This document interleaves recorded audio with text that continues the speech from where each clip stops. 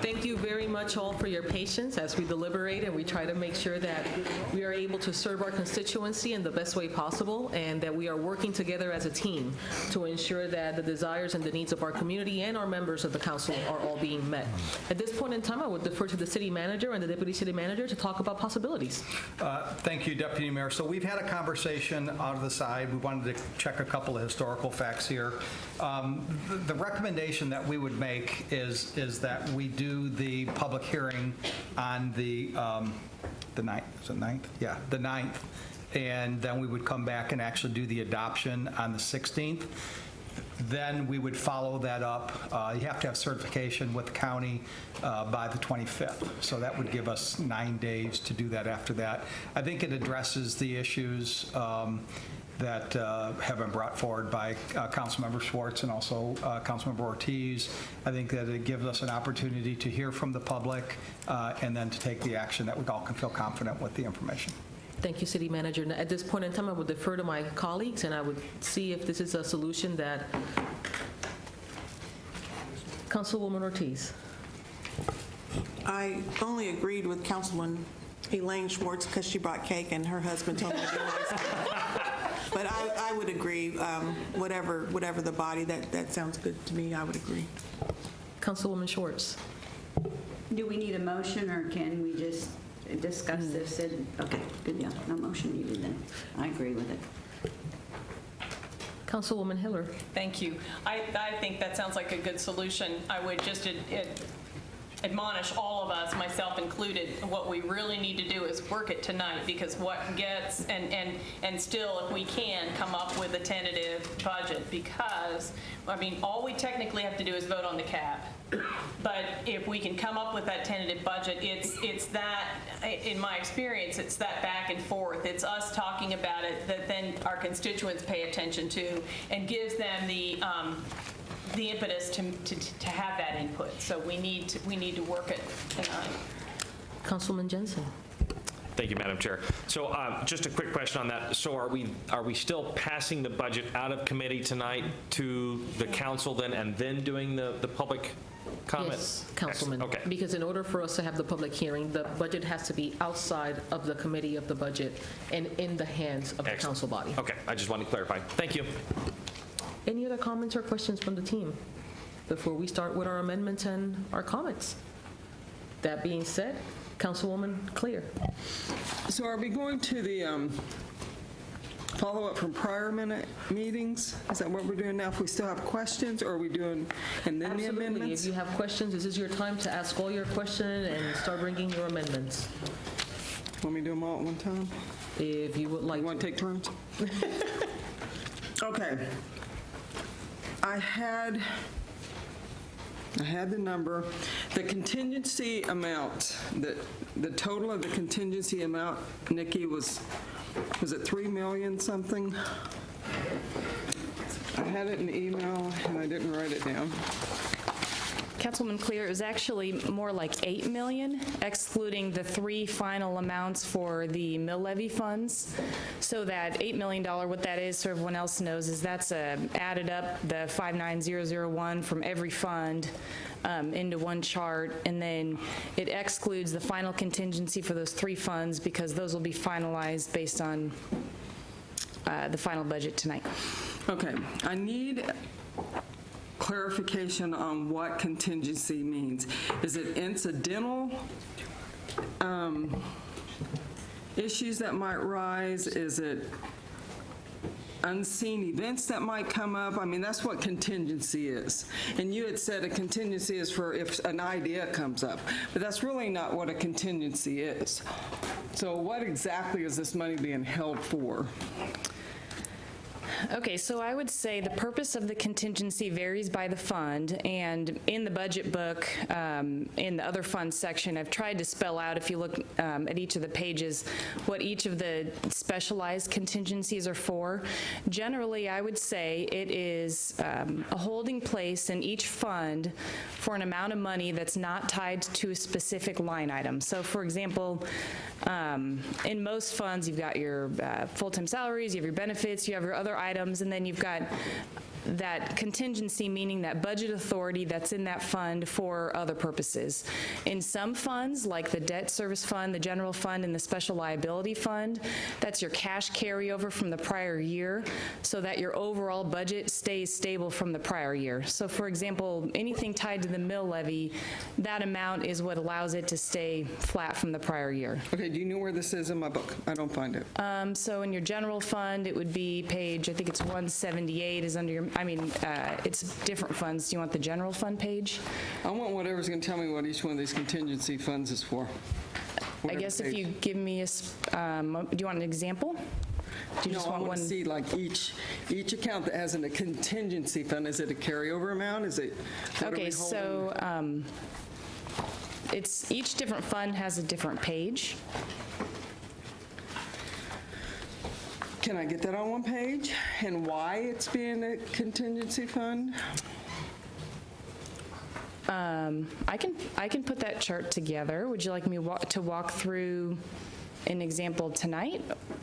Well, you just said maybe some accounts have a carryover. Okay.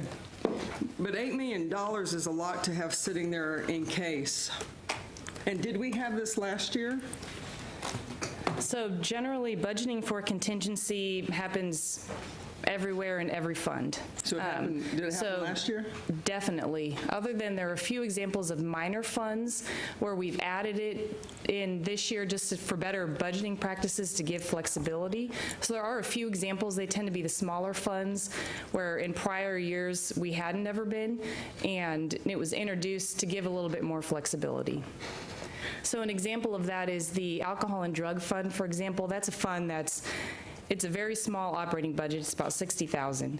And if you don't budget a contingency, if something changes in that fund to the tune of $5,000, which happened last year, we come to you all for a budget amendment in November, which is fine. You know, you can give the authority to do that, but it really prevents, it's pretty inefficient. You don't know if you're getting it till the end of the year. It just prevents any operating flexibility throughout the year.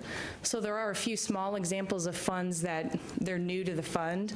I would say generally, though, it's not new to the budget. And I think I've hopefully pointed out the ones that are just brand new to this budget. What's the largest contingency fund? So the largest amount would be in the general fund. You'll see the final number in the state forms attached to next week's agenda item, but it will be about $10 million, which is the amount that it was last year, and that reflects the cash carryover amount in the general fund. Next biggest would be probably the half-cent sales tax fund. That would be a good one to explain the citywide half-cent sales tax fund. That is one where we had built up quite a large cash balance over the past couple of years, and because of the budget authority, we got to a limit where if during the year we wanted it to be the year of the streets and we didn't give authority to spend that, there would be no flexibility to be able to use that in a way to get it into the community. So kind of a philosophical shift starting with the 17 budget was to just budget that full cash amount in the 17 budget. That way, if part of our overall philosophy of the year of the streets was that we wanted to spend down that balance, it would have the ability to do that. Okay, what if you don't spend, say you spend $1 million of this $8 million, is that just another carryover? How long do you keep carrying it before you use it on streets or? Okay, so I would say that generally we don't, in most funds, we don't even touch that contingency. It's like your savings account that you have there if you need it, but if you don't use it, it's simply there for the next year. So I would like to see what each one is and what it's going to be used for. Okay. If I could. So just a little more detail next to each one and an explanation of what it's for or what it could be used for. Right. Okay. Deputy City Manager. I might jump in and add just a couple of things. This really was a budgeting philosophy change. And I specifically recall my first year here in our TGT committee hearings with Councilwoman Schwartz, we didn't have some contingency budgeted, and it caused us issues, and so we made a shift in a budgeting philosophy. And it really is a best budgeting practice. This is how good cities put their budgets together. The second thing I would say is, just to reiterate the last piece of this discussion, is that the funds, if they're not needed, aren't spent. It's not some sort of slush fund for things to be spent out of. It's really, if things arise, if a street project comes in higher than anticipated, we try to put the right numbers in here, but we sometimes don't. And so if costs come in differently than anticipated, that allows us flexibility to continue on with that project and not lose momentum. Can I continue? Yes, ma'am. Okay, I'm back to office supplies. You gave me a breakdown of the description of expenses, and we have $78,000 on welcome packets, printers, and paper and ink. I mean, is that realistic? I saw, someone gave me what the police department has when someone gets office supplies. Is there something that is used in every other department that really counts where the office supplies go? I mean, $78,000 for that is a lot of money. So I think you're talking about in utilities. This is in supplement 2 on the first page there. $78,000 basic office supplies, customer welcome packets, small non-leased printers, large plotter, paper, and ink. I would say of that expense, I can guarantee the largest part of that is that printer lease and the overall plots and plot paper. My answer to you about kind of a process for each department, that would kind of be up to each department about what their own processes are for office supplies. But generally, what I can tell you is that a lot of departments charge things to this line that maybe what you wouldn't consider as general office supplies, but are actually a lot more expensive Well, I know, than I'd the like to pens know and the what that paper. is that they might charge. I mean, you gave me some basic copy paper, general supplies, capital journal, subscription supplies, but nothing that adds up to $290,000. I mean, I don't see the subscription to the Capital Journal and basic office supplies and copy paper. I mean, I don't know. I just need not more proof, but more information, I guess, on exactly what that 290 is. So more detail beyond what you see in front of you. Yes. Yeah, I mean, I got that from the police department, and I understand exactly what in ammunition from them, and so I'd like that for, I mean, code books, batteries, and office supplies for $22,000. What the heck are we spending $22,000 on batteries? It's that kind of stuff. I mean, you gave me 3 items for $22,000. So if I could get a little more detail on what that is. Okay. Can I go on? Park maintenance, there was an item for park maintenance. Where is that? Where would that be? And then we got an answer that said it's deferred. It would be presented to us later. But that doesn't help me understand why it's in our budget if we don't know why it's in there until later. So I believe you're talking about the downtown in the Public Works The budget? maintenance. Okay. Because the answer to the question was deferred, presentation later. Is that before we finalize the budget? Are we going to know? I might see if you two have an update on that timing. Deputy City Manager. Councilwoman, I believe what you're referring to is on page 81 of the Public Works Administration budget. I'll let you get there to make sure we're talking about the same thing.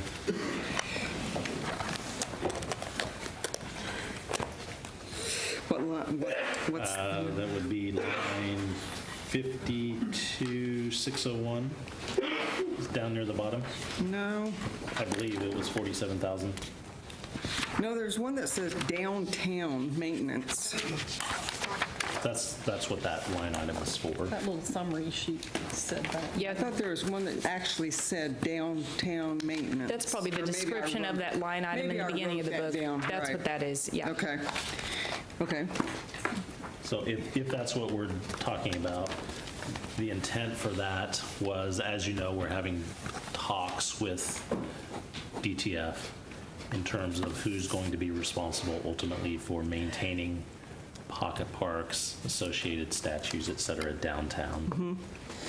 And so in order to be prepared in case those talks reach the point and this body approves a contract which says that the city is responsible, we needed to have those funds placed in the budget so that we're prepared to expend them. Again, if and only if this body approves a contract, Okay, what if we don't use that money? What happens to it? then it would not be spent I and mean, it would carry over carry like over to the, the next year, yes. okay. And on consumable items, I think I asked that at the first meeting, and I was supposed to get some information on what consumable items are. Do you have that information?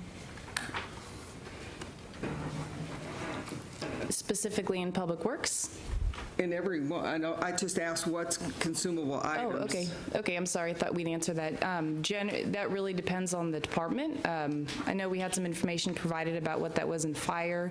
In every other department, it's really a different purpose. Can I find out what that purpose is for that consumable money Sure. on each department?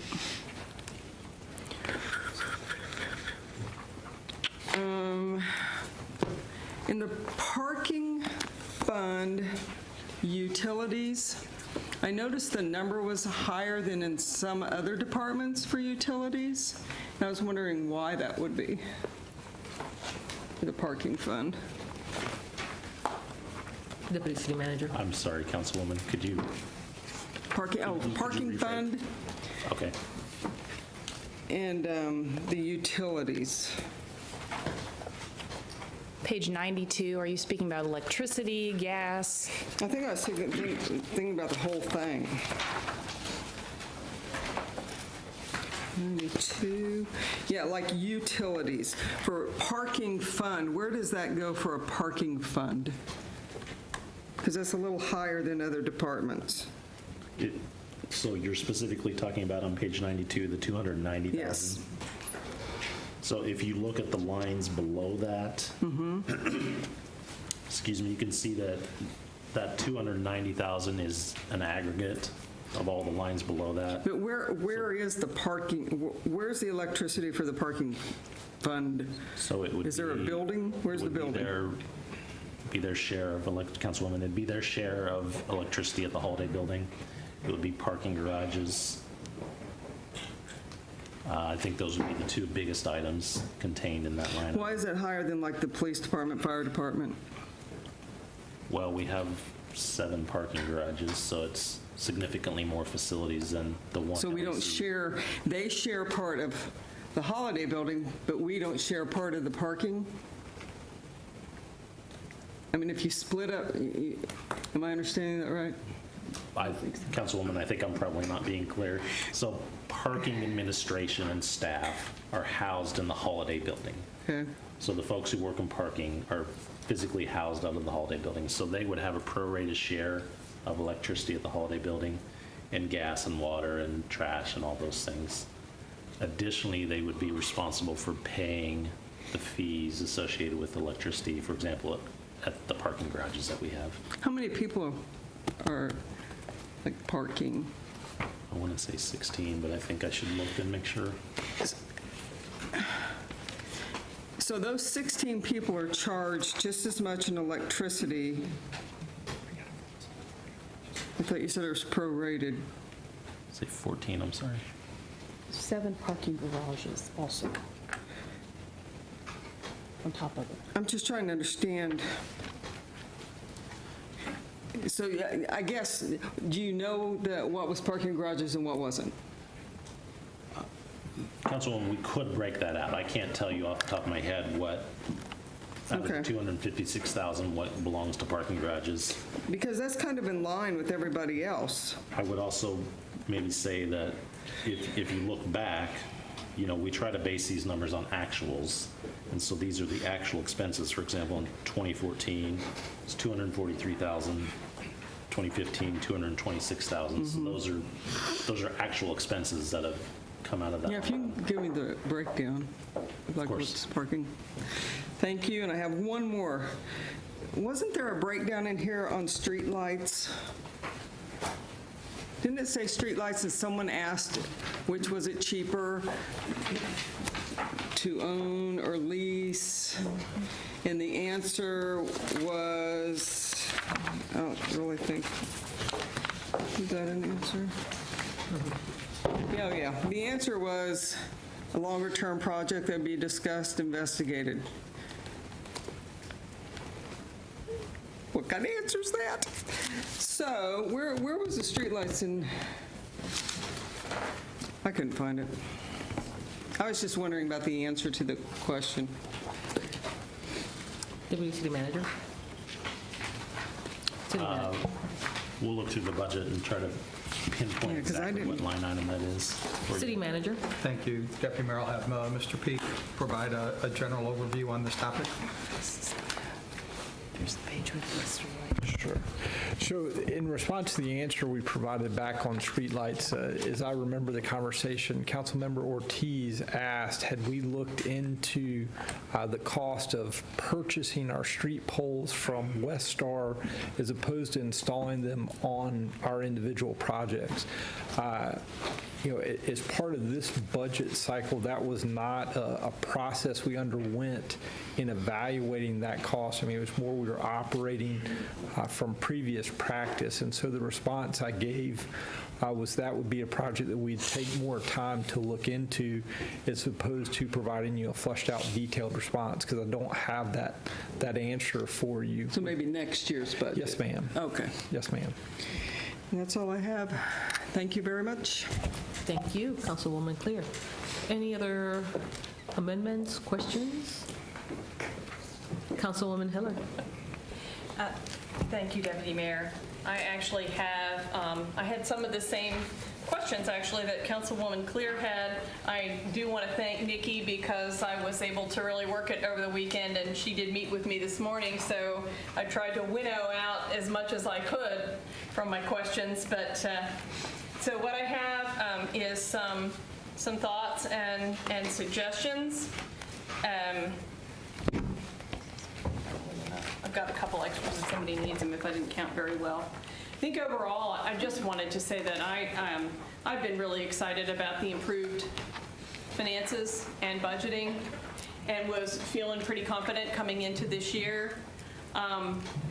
I did say at the very beginning when we started this process that I personally wanted to make sure we didn't get kind of the wealth effect, that as things started to turn around, that we still squeezed all the nickels. And so I really had wanted to take the time. I personally struggled a little bit with somehow the pace of the sessions and how much advance time we had, and maybe that was just me. So I did get a chance to get through it this weekend. Overall, I had some observations, which are on the first 2 pages of this handout. If you want to get right to what the budget recommendations might be from me, they are on the 3rd page, and they're really the observations that I had, which I would like to go through, kind of blended into a personnel item. I think that I had some questions about some things and some thoughts about ways that we could economize with personnel. And those netted into thinking that we could, in terms of giving an instruction to the city manager, could simply blend that all into a request that we increase our vacancy credit by $305,000 and task the city manager with figuring out how to get that. As I will go through the things that I had that may or may not pan out, or they might or might not pan out this soon, and I understand that. I think that we could take that savings and put it toward our employees' health insurance expenses. There's a lot of stress about that. It turned out that the number that I came up with, which I came up with out of looking at the various personnel items that I thought could stand some attention, that $305,000 is more than the dollar figure that we were going to ask the employees to make additional contributions to cover, and I was really happy to see that. I know that there's still some discussion about individual contributions versus family contributions, and there was a lot of sense on the part of this council that we wanted to help as much as we could, I thought. And then, along the lines with what Councilwoman Clear had come up with, I did go through those individual funds, a lot of the ones that have the contingencies in them. I too was troubled by, actually, if you added them all up, it's like over $15 million or something. And I was not comfortable with us just approving a budget with big numbers like that. With Nikki's help, I went through and understood the reason for the proviso, or for the contingencies in a number of them, but it still added up to over $5 million. So I wanted a proviso that if we go ahead and leave that in the budget, nothing would be spent out of that contingency line item without council approval. That, as well as the downtown and the riverfront funding, which are being proposed in here. We have not talked about them, and I think that we should before the money actually, contracts get made. So with that, since people wanted to know where I was going with it, I think, backing up on the, in terms of the unallocated funds, which are on the front page of my document, Nikki already talked about the citywide half-cent sales tax. There is $4,155,075 in that contingency item. I do want us to know if somebody's going to change that, because we do have a budget and we've had trouble getting our streets done. And I'm not comfortable having that money spent on something other than what we expected for the year. If we have to do it, I want to know about it, because if we spend it on something besides what was budgeted, we're not going to be able to do something that was budgeted for 2018. So I'd like to have the proviso cover that particular contingency item. Same thing for facilities. I understand having that cushion there. We are planning carefully those projects that we have, both for cash and so on. If the staff feels that we need that contingency money because of some grant application opportunities or something that I'm not familiar with, I'm eager to hear about it. Otherwise, not unwilling to spend it, but I wanted it to have the proviso that we'd have to be checked with. Law enforcement fund, the same. That particular contingency is that. There's nothing in particular lined up for it at this point. The special liability fund as well. Wait a minute. My apologies. I had to work on this after 3 o'clock today. We can go back through that, but the special liability as well as the retirement reserve might be dollars that we need that I'm fairly comfortable would not be touched if we didn't need them for the purpose that that fund is limited to. And so in trying to edit down, I didn't catch those. My apologies. Neighborhood revitalization, that we talked about that at the last meeting. That's money that's been accumulating from neighborhood revitalization funds. I realize it has grown. Nikki advises me we have gone ahead and plugged just a number to expend part of those funds in the past year, but we haven't. I just as soon, if we put it in there, just make sure that we've got the proviso that it needs to be a program so that we would know about it if there was an idea to spend any money out of that, and we'd have a chance to be part of that decision.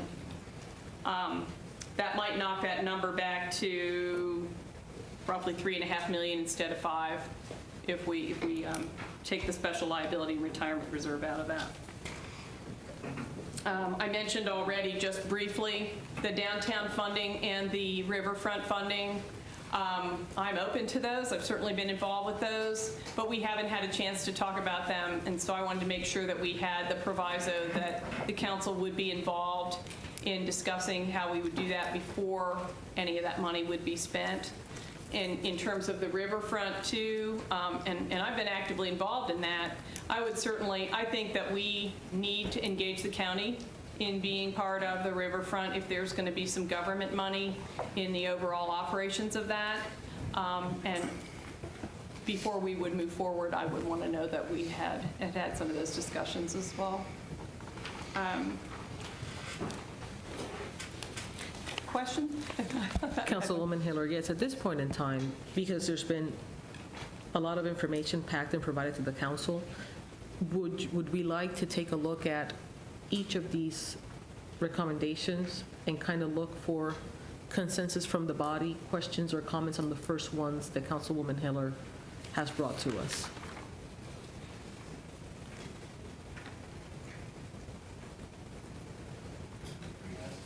I am asking. It's a lot of information, I know. Councilman Emerson. Councilwoman Hiller, first of all, thank you for doing all this legwork on this. Are these supposed to, do these add up? Are they supposed to add up to the 5 million? They do. They're a lot more than that. Because the You're two, right. yeah. Well, maybe I took the special liability and the retirement reserve out. No, then it's not enough. Okay. It needs to be added. Okay. Yep. Thank you. Sorry. I was in a hurry and I don't like that. I simply couldn't work on it till this weekend and met with Nikki this morning.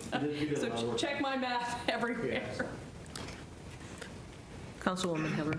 Yes. If I may add just one statement, I am in agreement with removing from this list the special liability fund as well as the retirement reserve. The only other one that I would encourage everybody to consider taking out is a neighborhood revitalization fund. And the reason why is because these are federal funds that have been awarded to the city of Topeka with the purpose of work that has been designated already.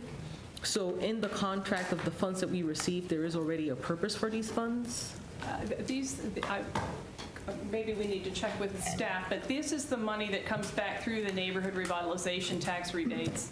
It's not federal money or prescribed other than what the city itself described in the purposes for those funds, I believe. Could we have staff Okay. clarification? What are you asking? I'm advised that with the special liability and the retirement reserve out, my total is good. So, So I do? take out special liability retirement reserve? Yes, and then the total works. Okay. Thank you. Thank you. Thank you.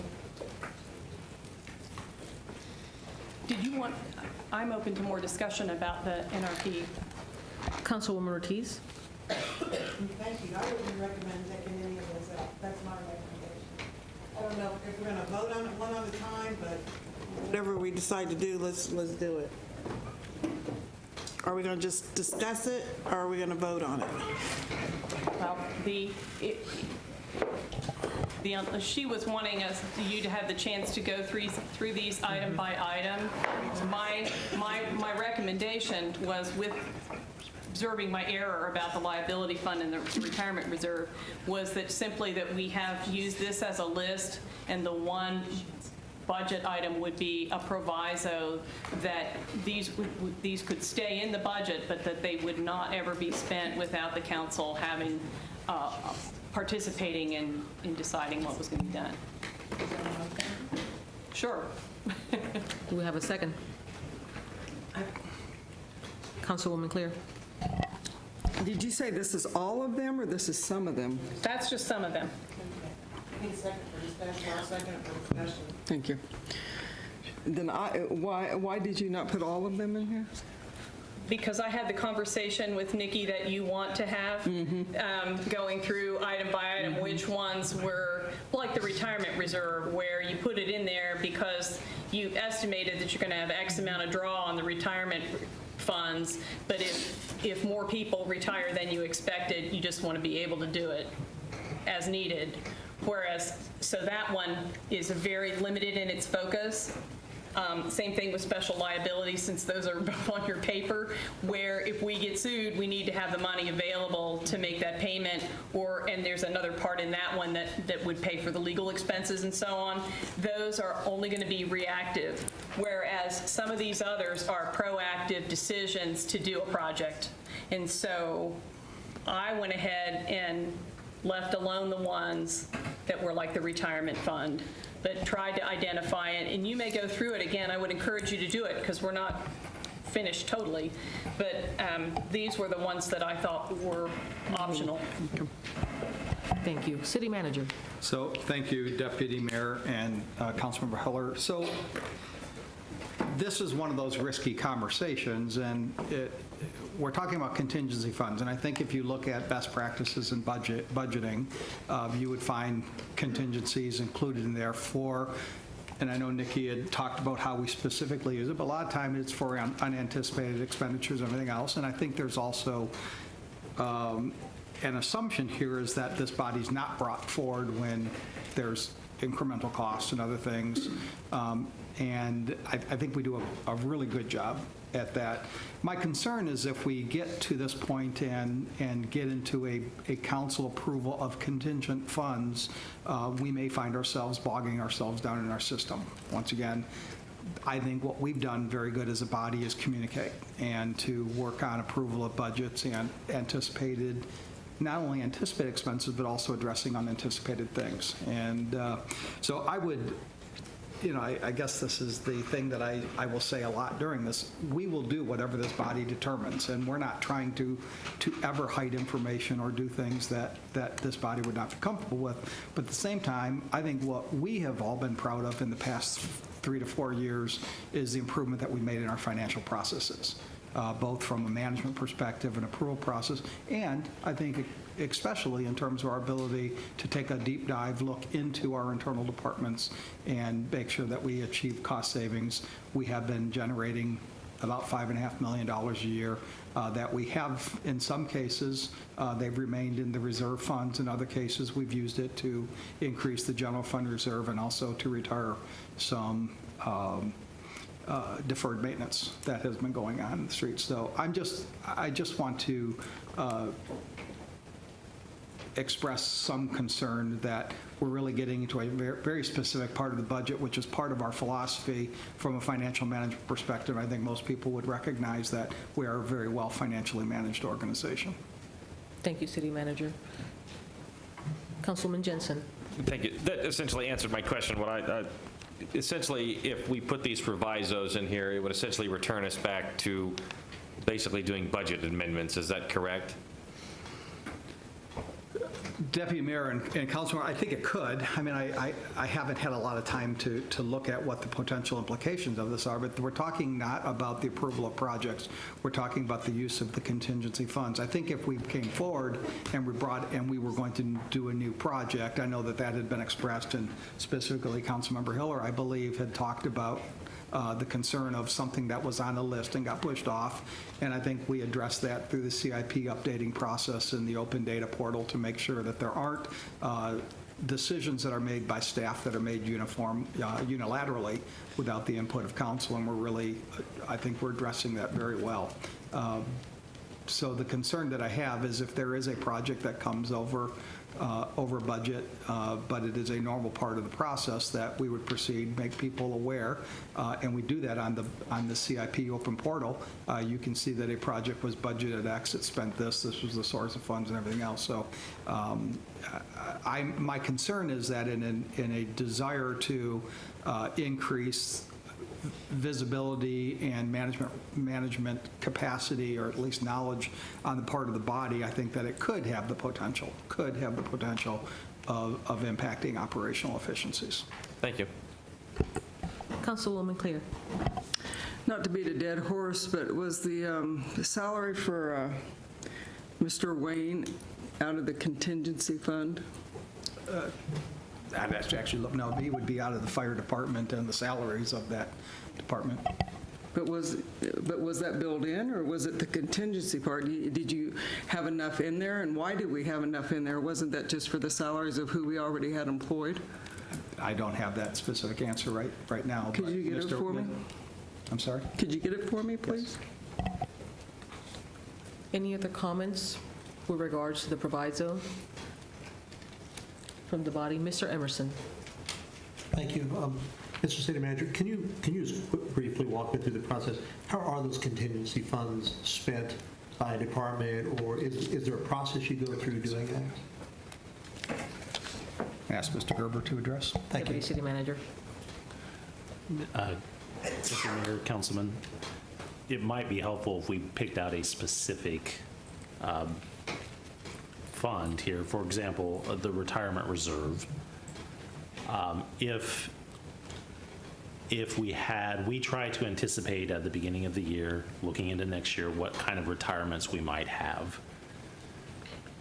But we may not get some of them right. We may, some people may decide to retire early. Some people may decide to stay longer. They may accumulate more vacation. I mean, you kind of get the gist. And so if we were at the point where someone retired late in the year, for example, and we didn't have that money budgeted in a line item, but it was in contingency, then we would be able to spend it out of there.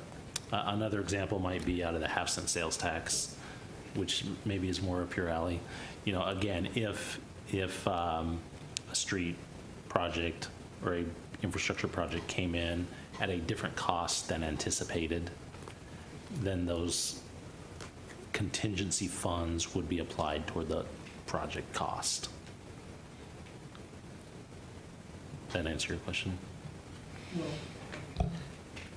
Yeah, but when going through the CIP thing this year, it seems like there's also contingency funds in each.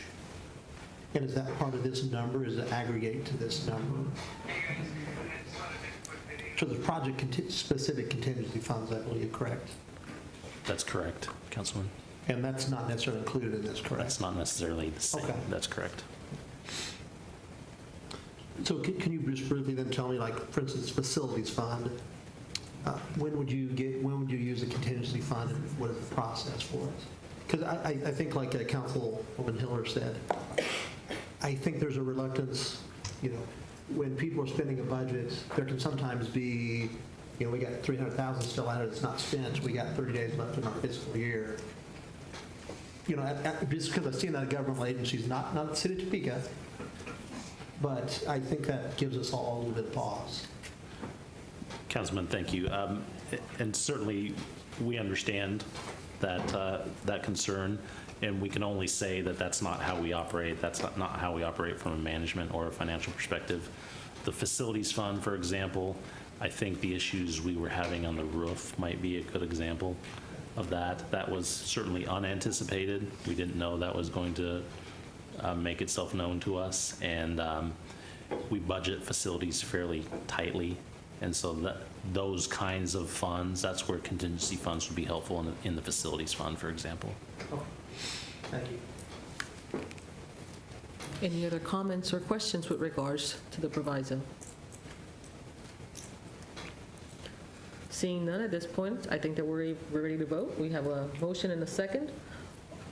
Councilwoman Ortiz. Can you clarify the vote so everybody knows what they're voting for? The vote at this point in time would be to approve adding a proviso to the budget that would include communicating with the body of the council if there's going to be any expenditures with regards to the citywide half-cent sales tax, facilities fund, law enforcement fund, and neighborhood revitalization funds. It's actually written out on page 3 if you use that.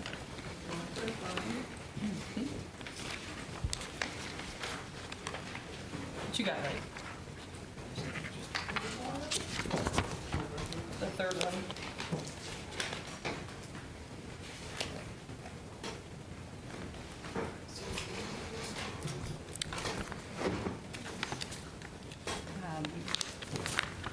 She had a question on the side. The law enforcement fund, as I understand it, is just the police department for this particular fund. I don't think they do. Councilwoman Clear. Does the fire have a contingency fund? Or just the police? I don't think they have a fund. Deputy City Manager. Councilwoman, Yes. excuse me. In this budget, the law enforcement fund is specific to the police department. There's nothing in this budget specific to the fire department of a similar nature. Okay, so then, okay. Thank you. Okay, are we ready for the vote? All those in favor, say aye. Aye. All opposed, same sign.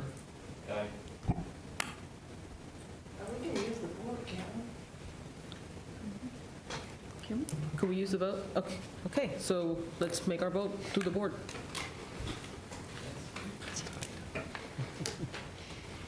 Four having voted, actually 3 voting yes, majority voting no. The motion does not carry. Next. On the next page, the detail of the positions. Sorry?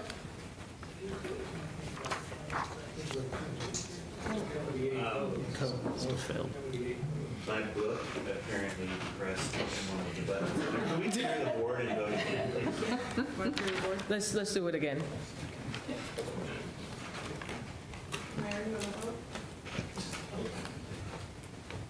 If Jeff's book and vote, you can. We are tied. Huh? It fails. Okay. Next. In terms of the, on page 2, concerns that I had, which netted out to those numbers that we talked about, the totals. Engineering pay. I know that we've had a hard time hiring engineers in Public Works, and they're very important, of course, to getting our projects done timely and doing them well and so on. So I simply wondered whether, and understand, we can just vote on an aggregate of this, but this is some examples of dollars that could add up to that total. I wondered whether we needed to increase the engineers' salaries or perhaps other salaries in street. Again, we looked last week and I'd asked for org charts and there were 27 vacancies, and I thought that was a lot. And I know that there are a lot of changes going on there, but I've been familiar in working with the MTPO and the streets for quite a while that the engineering, that they've had trouble hiring. So I suggested maybe we would want to allow $50,000 additionally in the budget to be able to pay a little bit more for our engineering and other street staff. We also have been then, for the second item, a real estate officer. We have been without a real estate officer in the Department of Neighborhood Relations for some years now, but that person took care of a lot of property acquisitions, and we're now moving into issues of demolitions and things that have to do quite a bit with ownership and real estate. I noticed when I got the Public Works org charts that there was at one time a real estate officer in Public Works, and that position is vacant. Obviously, you need somebody to do acquisitions of right-of-ways and this and that for projects. Further, we got a report now a month or so ago on the Special Structures project that even as of March, they'd already... Councilwoman Ortiz. Can she explain it and we vote on it so we can move on instead of going through the whole list? If The that's, reason that, pardon me for interrupting you, it was not my intention, but I think that the reason that we're waiting is because it sums up to a total number that she would like to add in the end. but if we don't agree with certain ones, that's going to change the number anyway. Correct. So let's see what we agree with and what we don't, and be through with it and move on. That would be my suggestion. If I could explain, and there's a matter of different styles of how we do the budget. I've been involved with this body before where people had observations and ideas like mine, yet if they've not been vetted with staff, and we are not the micromanagers, we don't decide who gets paid how much or which positions we fill and when and so on, is what I've seen the body do is go through a list like the one I have here and then say, you know what, we shouldn't be making the call on each of those individual positions, but let's look at the numbers and give the city manager instructions that we think we should have $300-some thousand adjusted out of the personnel budget. So that's how I set it up. Councilwoman Ortiz. With all due respect, there's some things I'm not going to approve in here, and there's some things I will. And that's why I'm saying, if we could, I feel like we're getting nowhere. And with all due respect, and if we could just go position, I mean, if we all vote to take the first one out, it's gone anyway. So we can kind of move, and then the city manager, he should get his little Mickey Mouse pin out and know what we're doing anyway, so we can move on. That would be my suggestion. I just feel like we're kind of, you're going to explain it. Okay. I say we vote on it and move to the next one, but I'm just one person. I'm Well, ready to. and it's, we can see how it all works out with him. That's fine. Okay. With the engineering pay, do I have a motion to approve?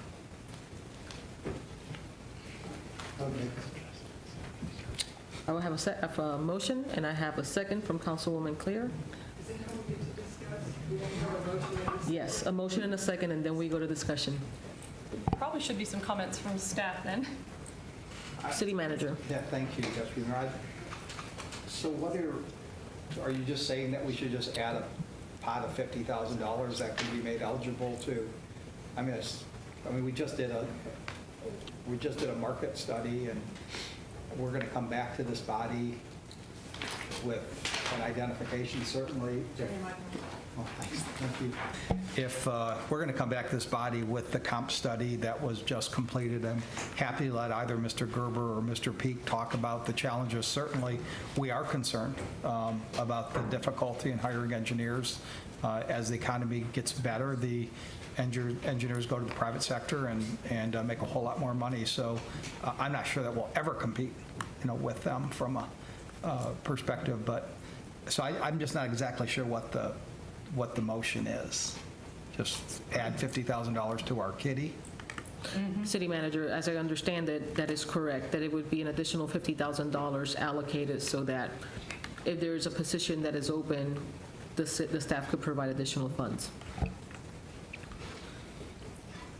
Councilwoman Clear.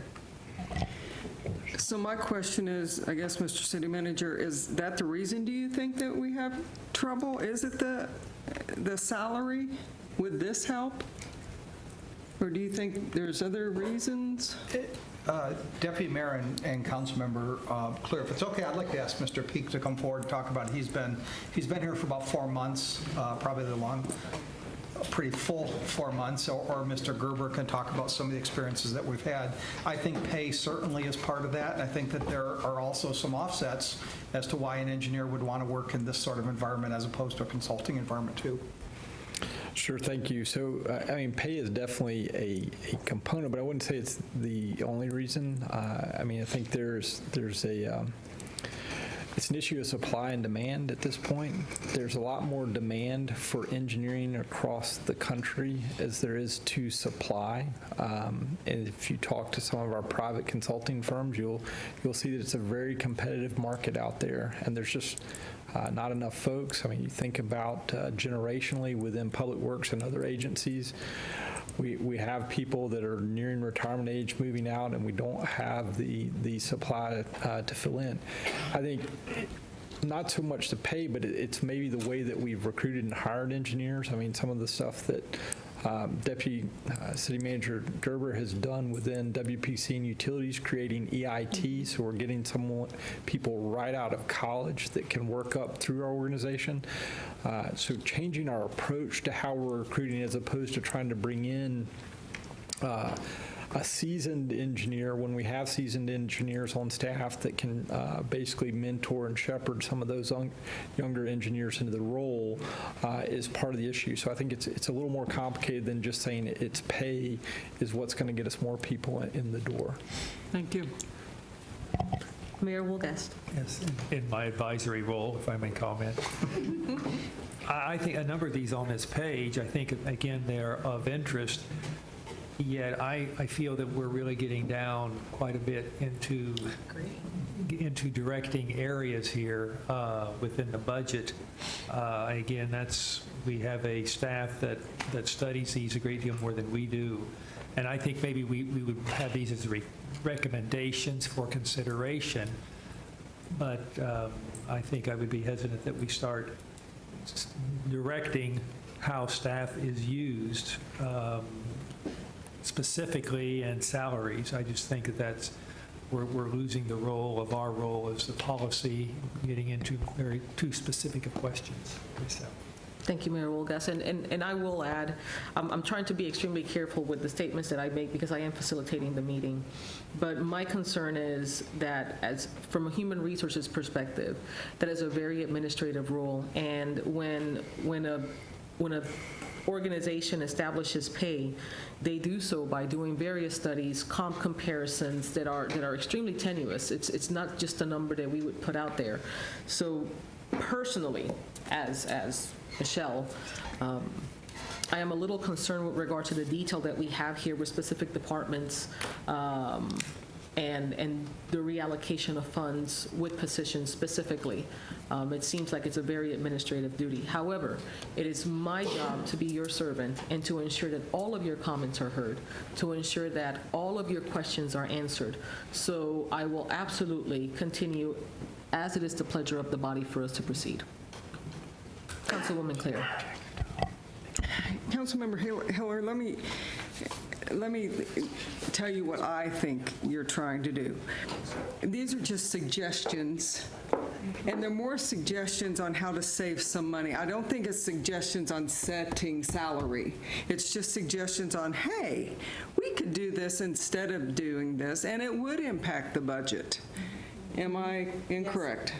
So I'm not sure if she's trying to say, be human resources and say, maybe the first one was a bad example, but I think in the other ones, they're just suggestions on how we could change some positions up and save some money. I would like to hear. Deputy City Manager. If I may, Deputy Mayor, not to beat this dead horse, but as the city manager mentioned, we do have a comp study. Certainly the Human Resources Director can come up and talk in detail on it, but as you recall, there's money set aside in this budget to address market inequities, places that the study have pointed out where things aren't the way they need to be. And so it seems like that could be an approach that this body could use and see if as we look at the engineering salaries, if some of that 1% that's been set aside could be used to address those challenges. Thank you. At this point, we have a motion and we have a second for the first item. It seems like there is desire to go one by one of these, so we will continue in that process. So we have the board. All those in favor in approving the engineering pay addition, this is the first vote.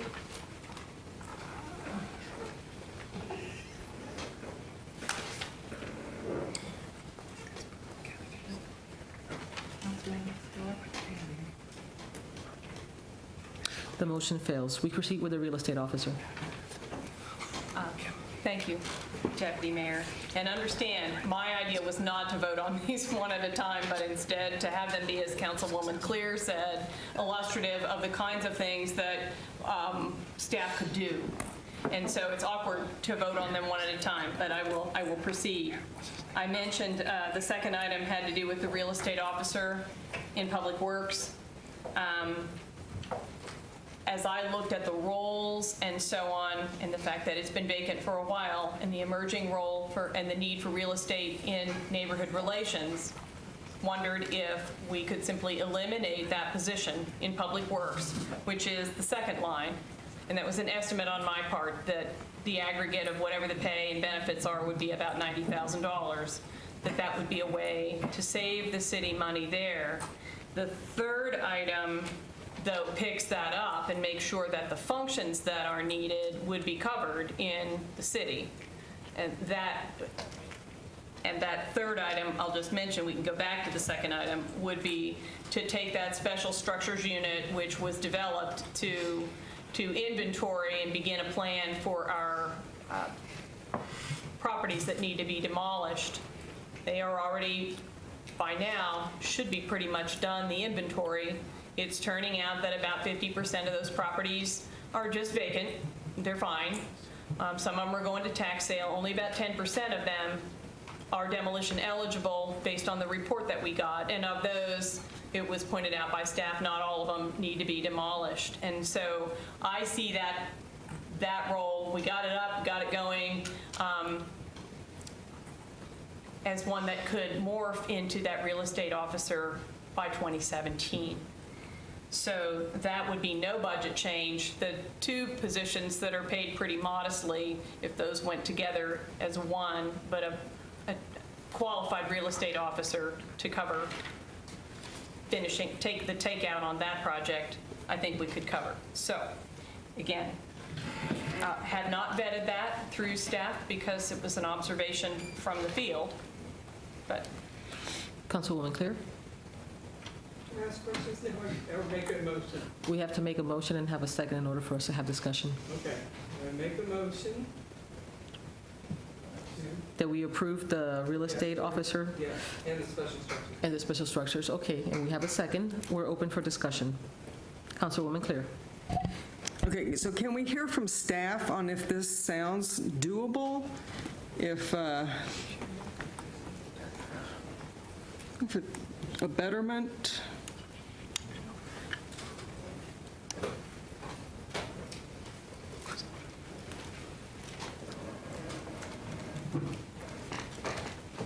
Councilwoman Ortiz. This says eliminate position in Public Works. So is that not what we're voting on? And then I need to be clear on this motion before I vote. Replace to, are we voting on exactly what she's saying? Because I don't think what she's saying and what Karen's saying or shaking her head to is the same. The second one talks about eliminating that position in Public Works, but getting the duties picked up in Neighborhood Relations.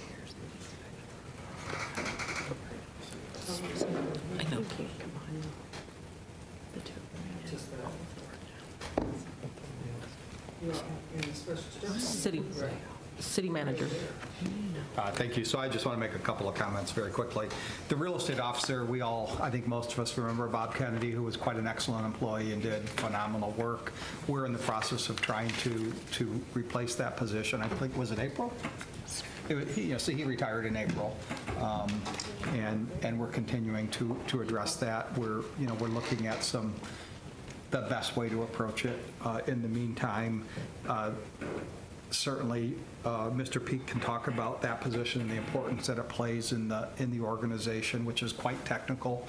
Secondly, Sasha can talk a little bit about the Special Structures Unit. I think the comments that Councilmember Hiller made in terms of the work that's been done, which I think is quite good and has been allowing us to see with a greater level of visibility.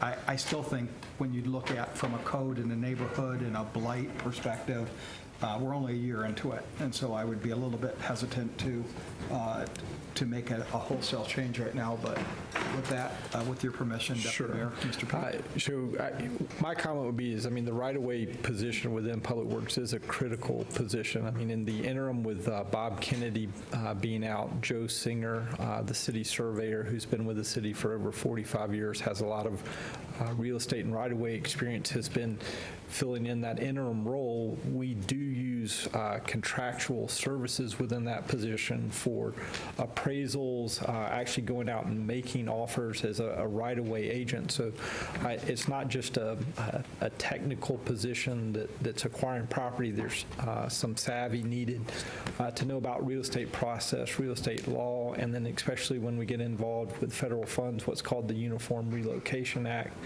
for that position. So it's a very crucial position.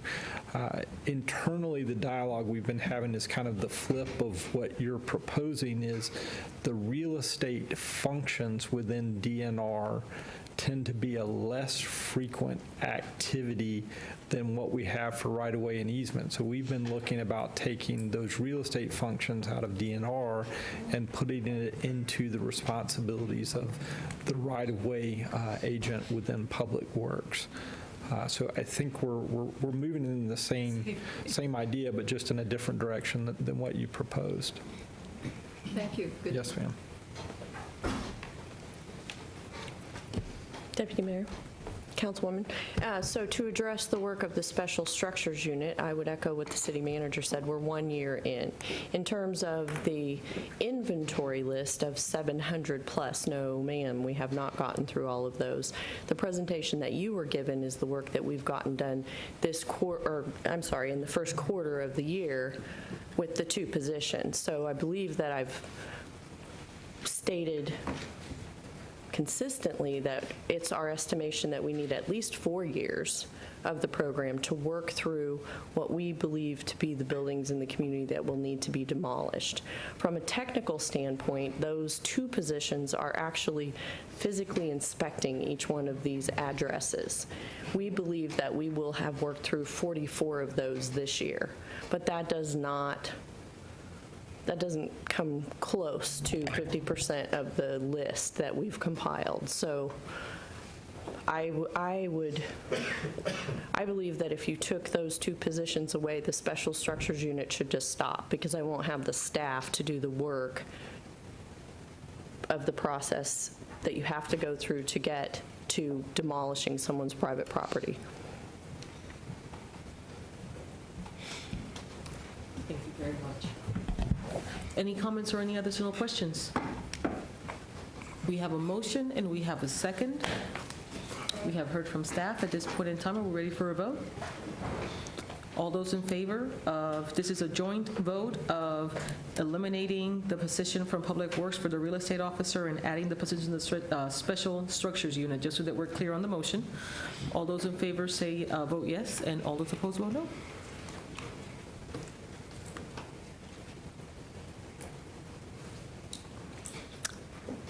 Motion fails.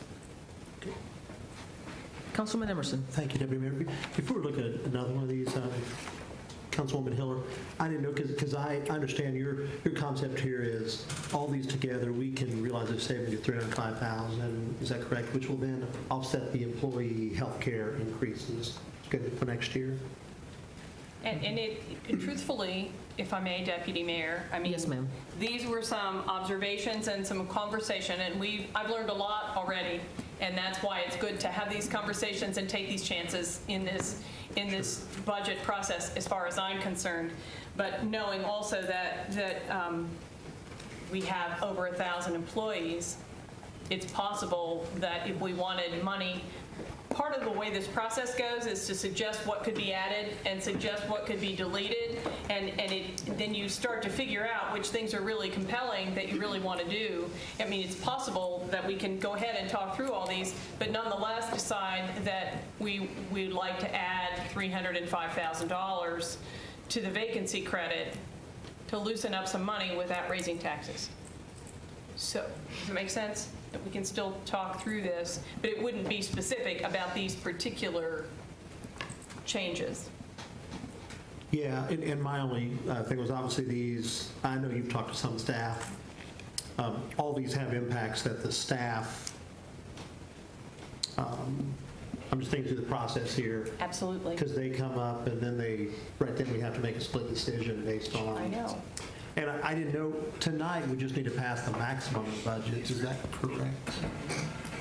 Yes. And we can later on, if we want to find the 305, can amend it to, and that'd be, I guess, my only suggestion. And I haven't been through the budget before, so I'm probably. You're right. And usually we're at a point where people are proposing these kinds of things earlier so that we may or may not even vote on them the first time they got brought up, because they're new.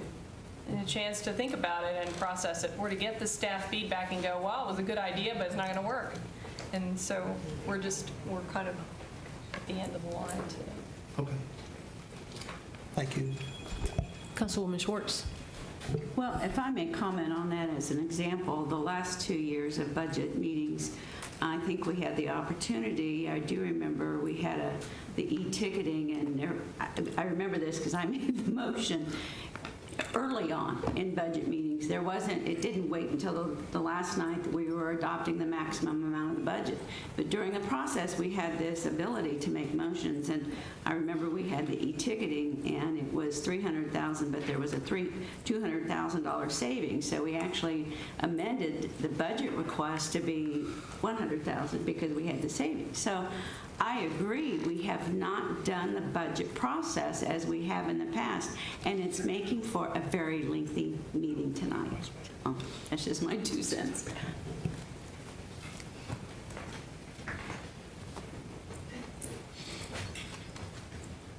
Could proceed. If we can take the next 3 together, that has to do with training officers, both in police and fire. It's a risky thing to bring that up, I guess. But both from observation from the outside and the opportunity to work with those departments in a variety of ways, and looking at the need for trained firefighters to fight fires and trained police officers to be out on the street, both of which we've focused on quite a bit, it occurred to me that perhaps on the police side, there's 1 training officer for the whole department. Fire has had 3 in the past, and that had to do with 1 for each shift. in the past, just the way they've done it before. And that's just been adjusted to all three being on days. There was a request to add a position just for EMR, for emergency medical. The suggestion that I had, just the thought, was that often when you have training in a corporation, you have the training officer is somebody who's trained in doing training. They know how to organize the events, run the rosters, get the right speaker, get them there at the right time, whether that's somebody internal or whether it's somebody from outside. And both police and fire use people that are internal as well as people from outside. So the thought that I had was if they each had an internal training officer that was a civilian, it would make a lot less than a seasoned, long-term uniformed fireman or police officer, that we could get higher volume for them, as well as save some money and have people available to fight fires and deal with crime and detective. So those three go together in terms of just making some pretty broad estimates.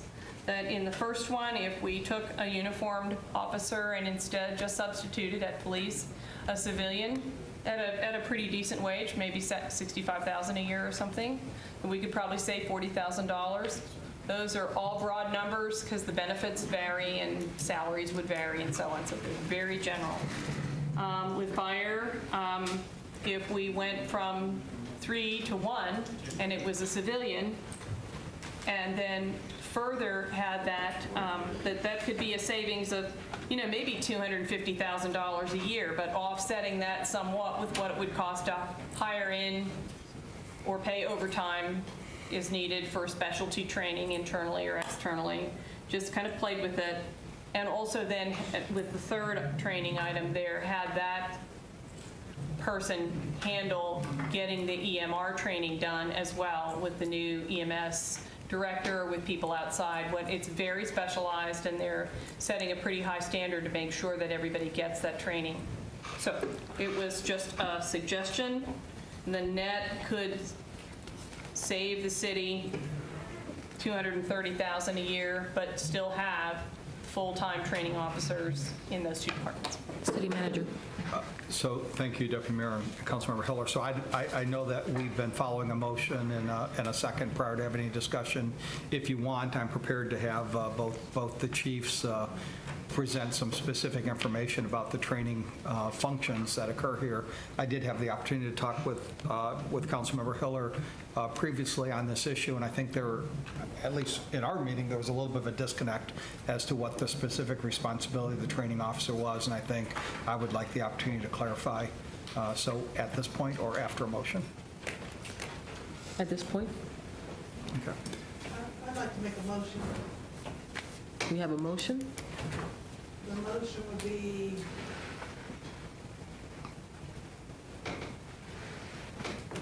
consider converting, is that what you're doing? Mm-hmm. Okay. Right, I see that. Just for sake of discussion. Do we have a second? Second? Discussion? We could have the staff. We'll have Chief Brown talk about the police position first and then proceed accordingly. Good evening, governing body. So I understand that it was reported that we have one training position. We have numerous training positions. I spend probably a couple $100,000 per year on training police officers. We'll start at the gun range. I have a full-time police officer that works the gun range. He trains 300 sworn officers per year, twice a year on qualifications, as well as other agencies, FBI, ATF, DEA, U.S. Marshals, others that come to use our range. So that's one position. Another position, I've got an officer that works in the training academy full-time. Our academy is about 1,000 hours per class, so we divvy up the curriculum, the course curriculum.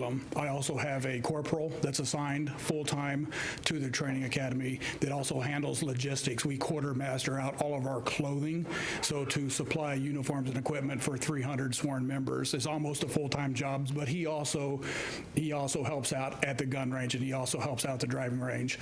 I have a sergeant that oversees the supervision of the academy, and I have a lieutenant that's about $100,000 a year job that is the commander, the commandant of the academy. It's imperative and mission critical that those positions are sworn because of what's going on right now in our industry and the law enforcement industry as a whole. We have to be very, very careful to make sure we're meeting the curriculum every single day. We have to have educated people that know what they're doing. We fall under the Kansas Law Enforcement Training Center, which KU runs all the law enforcement for the state of Kansas. So we have numerous positions, not just one, and I'm not real sure that we could hire a civilian to come in with the skill sets and attributes needed at $65,000. So I would be opposed to anything such of moving it to a civilian position. Thank you, Chief. You're welcome. We have now Chief Wayne? I get the same question? Yep. And this is converting a sworn position to a civilian position, is that correct? I'm going to hand this to you.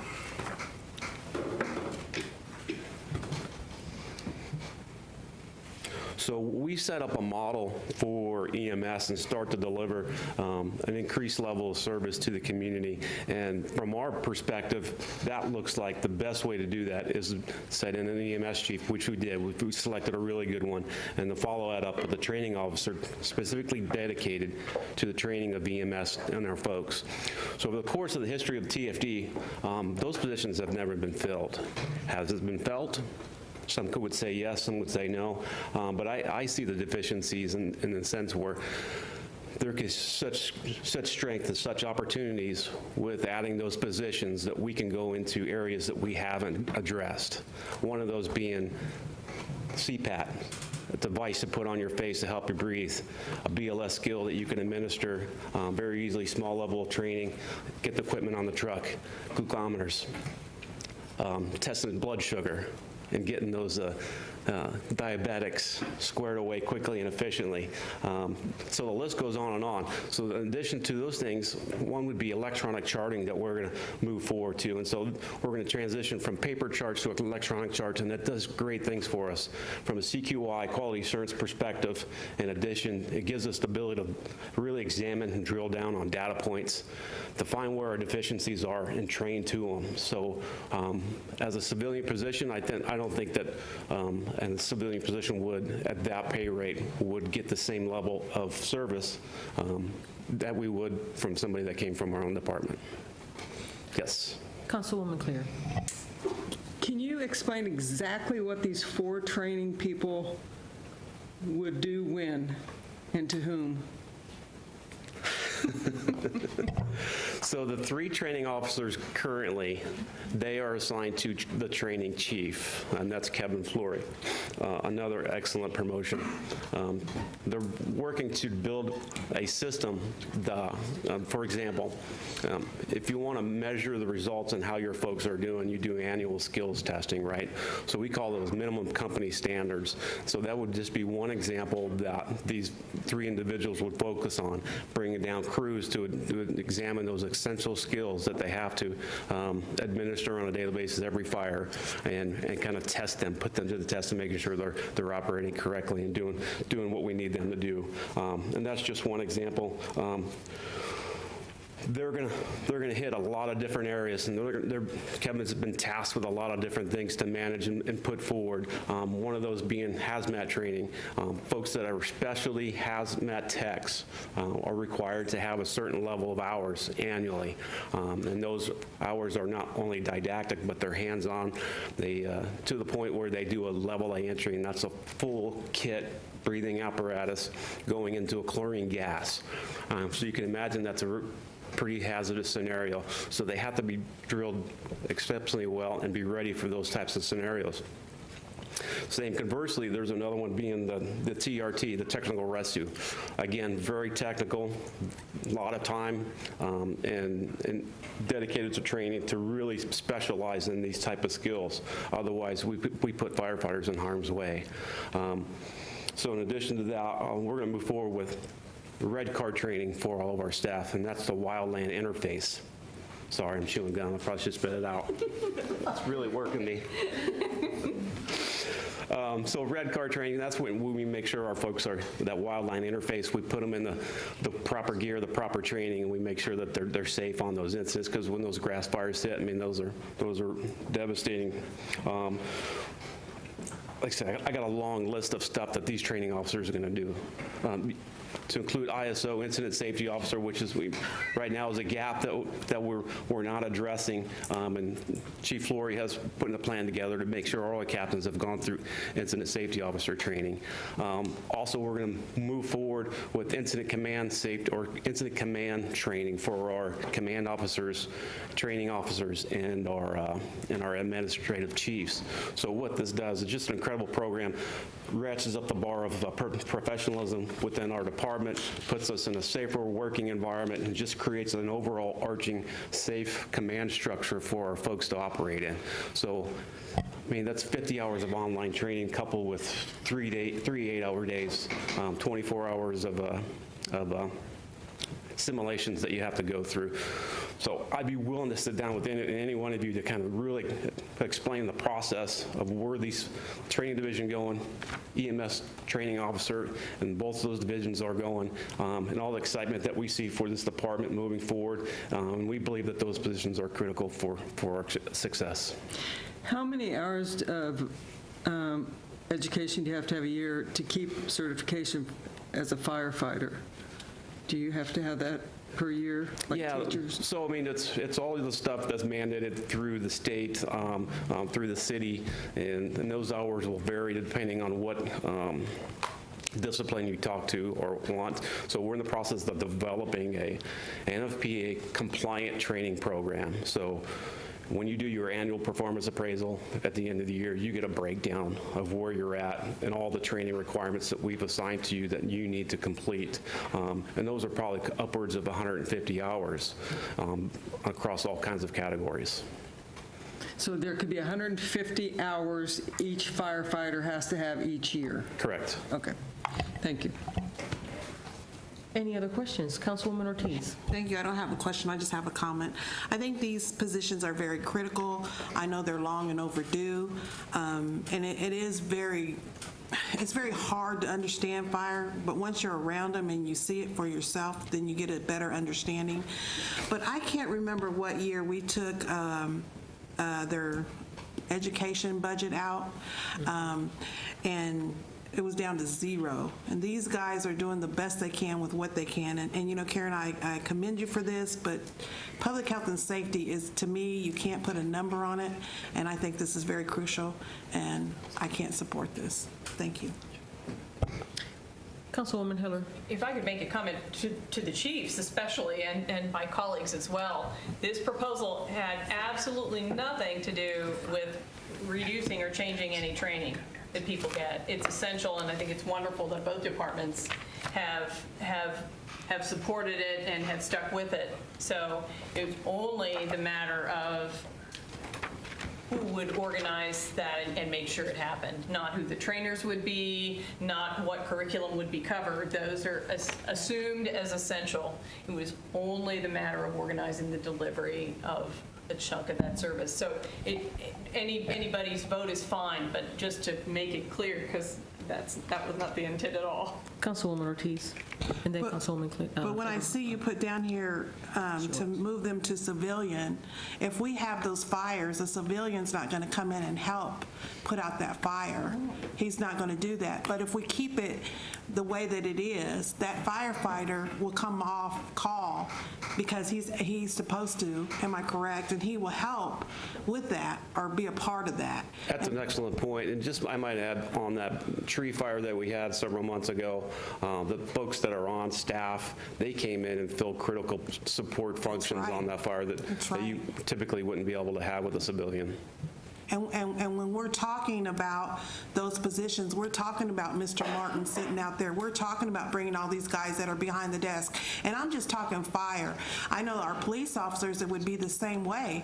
That civilian's not going to come in and help, and that just brings another crucial body to that scene.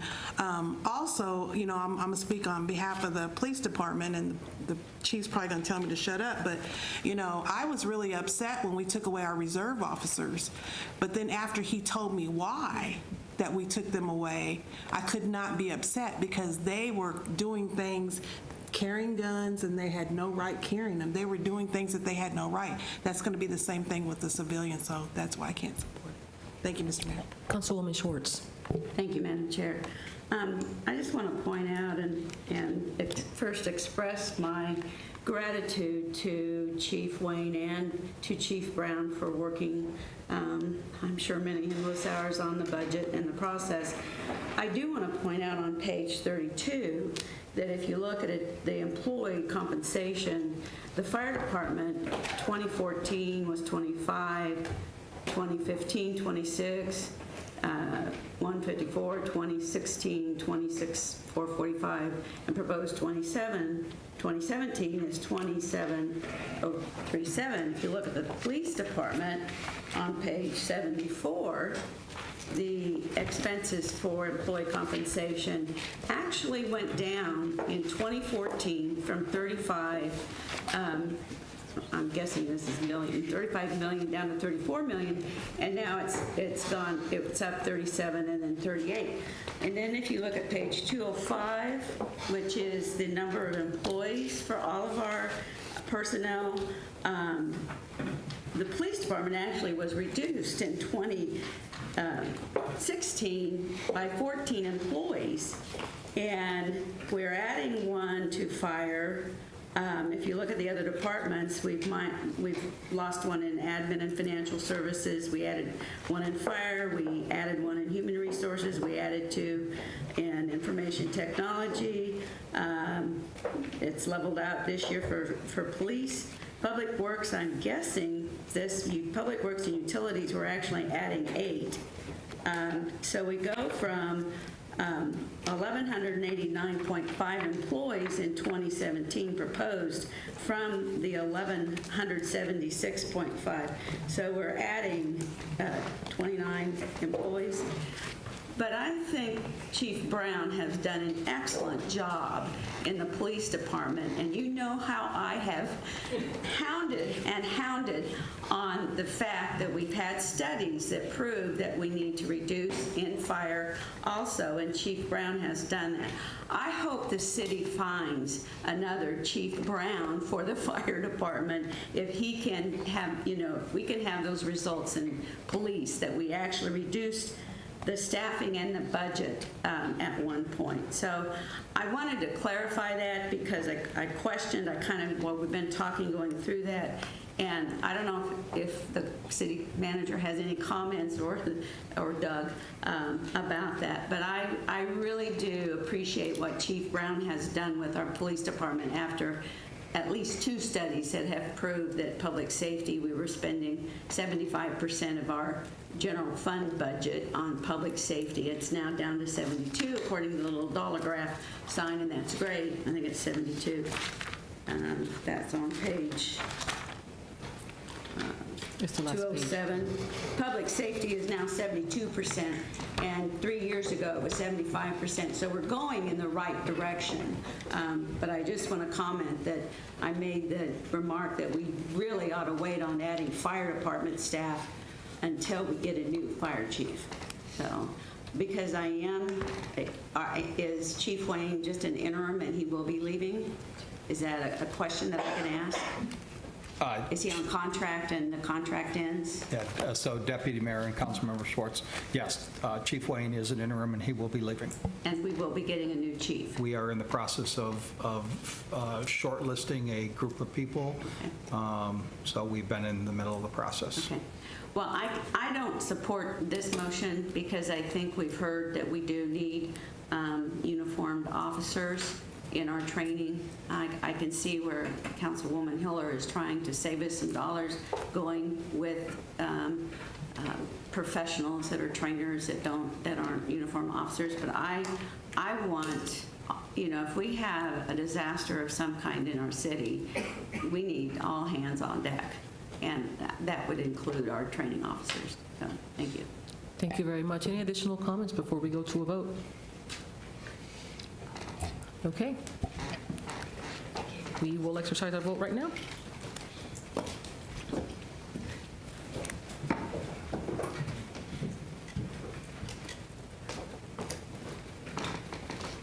Motion fails. Next. Last one really is not an issue that was mine, but I was working through the list, and that would have to do with the issue that I think somebody else was going to bring up tonight about raises in council person pay as well as the mayor's pay. And so my comment there was that if people wanted to do that, I'm kind of middle of the road about how much that would be. That if it were done and there was a 50% increase for council members and the mayor, that would be $55,000 plus whatever the corresponding benefits would be on that. So I estimated it at $65,000. I certainly defer to somebody else who wanted to take the lead on that. There's no motion at this point in time, so if we would like to have a motion and a second so that we can either have a friendly amendment. Thank you, Madam Chair. I have been working with staff for the last several weeks on some kind of motion that we could address this. So I'm going to pass out both her document that we have,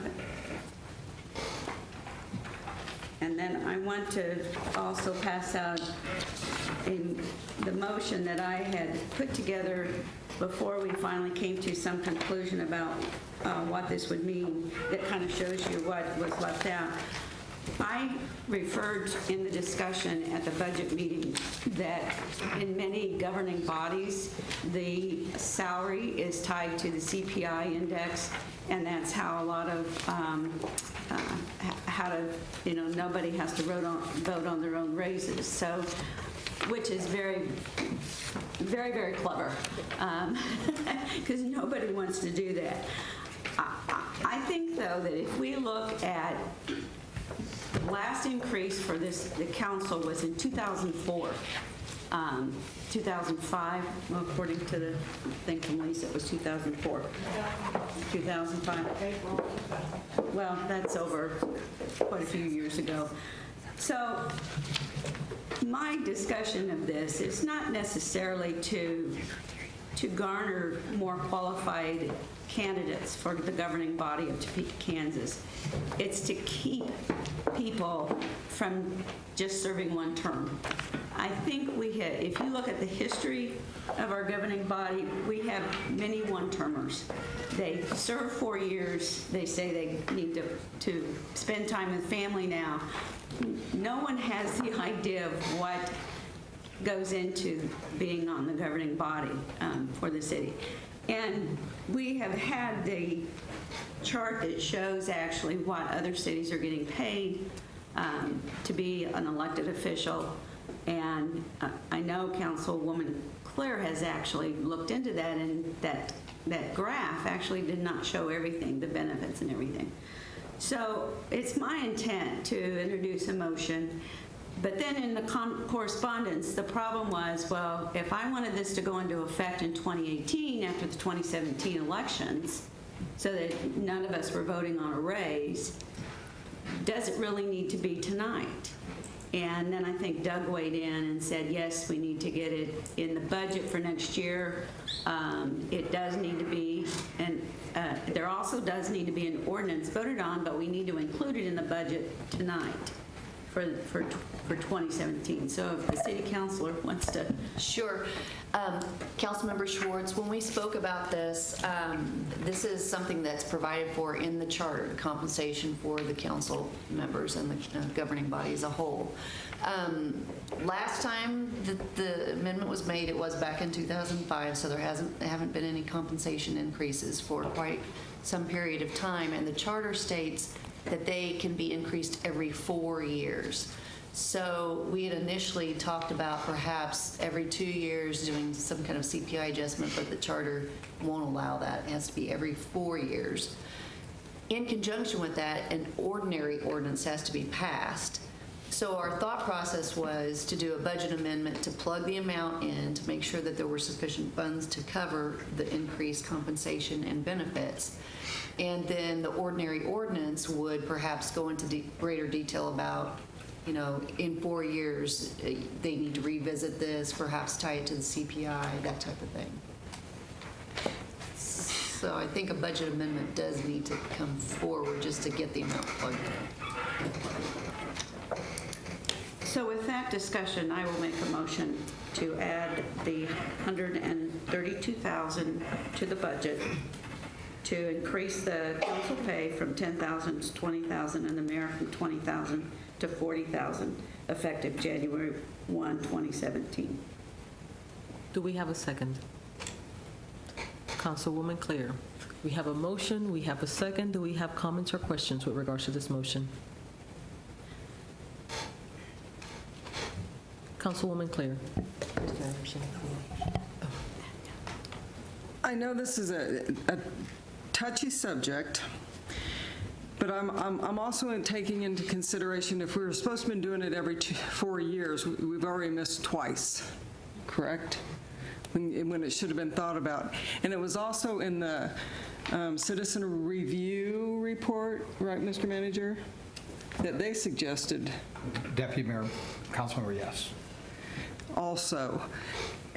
So even though it's kind of touchy, you're voting for your own raise, it has been suggested by numerous people to do that. So even though it's uncomfortable, I think we need to do it, because we should have been doing it all along. But it's so uncomfortable knowing, nope, not doing it, not doing it. Councilwoman Schwartz, and after that, Councilwoman Ortiz. Well, to me, if this is a concern about people, the district, the odd number district's going to have to run next year. 1, 3, 5, 7, and 9. And was there another one? And 4. Okay, so 2017, we have the odd number districts running plus district number 4, and the mayor. And the mayor. And the mayor. So if there's a way to get this to go, if this would fail on the first motion, I would probably like to come back and make a motion to make it go into effect after next year's election. But I don't know if we need that in this budget. So that would wait, would we need to wait on that? Councilmember Schwartz, I believe that if you put it into effect for the next governing body or the next group of governing body members, they would take office in January 2018. Right. So you can conceivably do it in the next budget process. Be another year.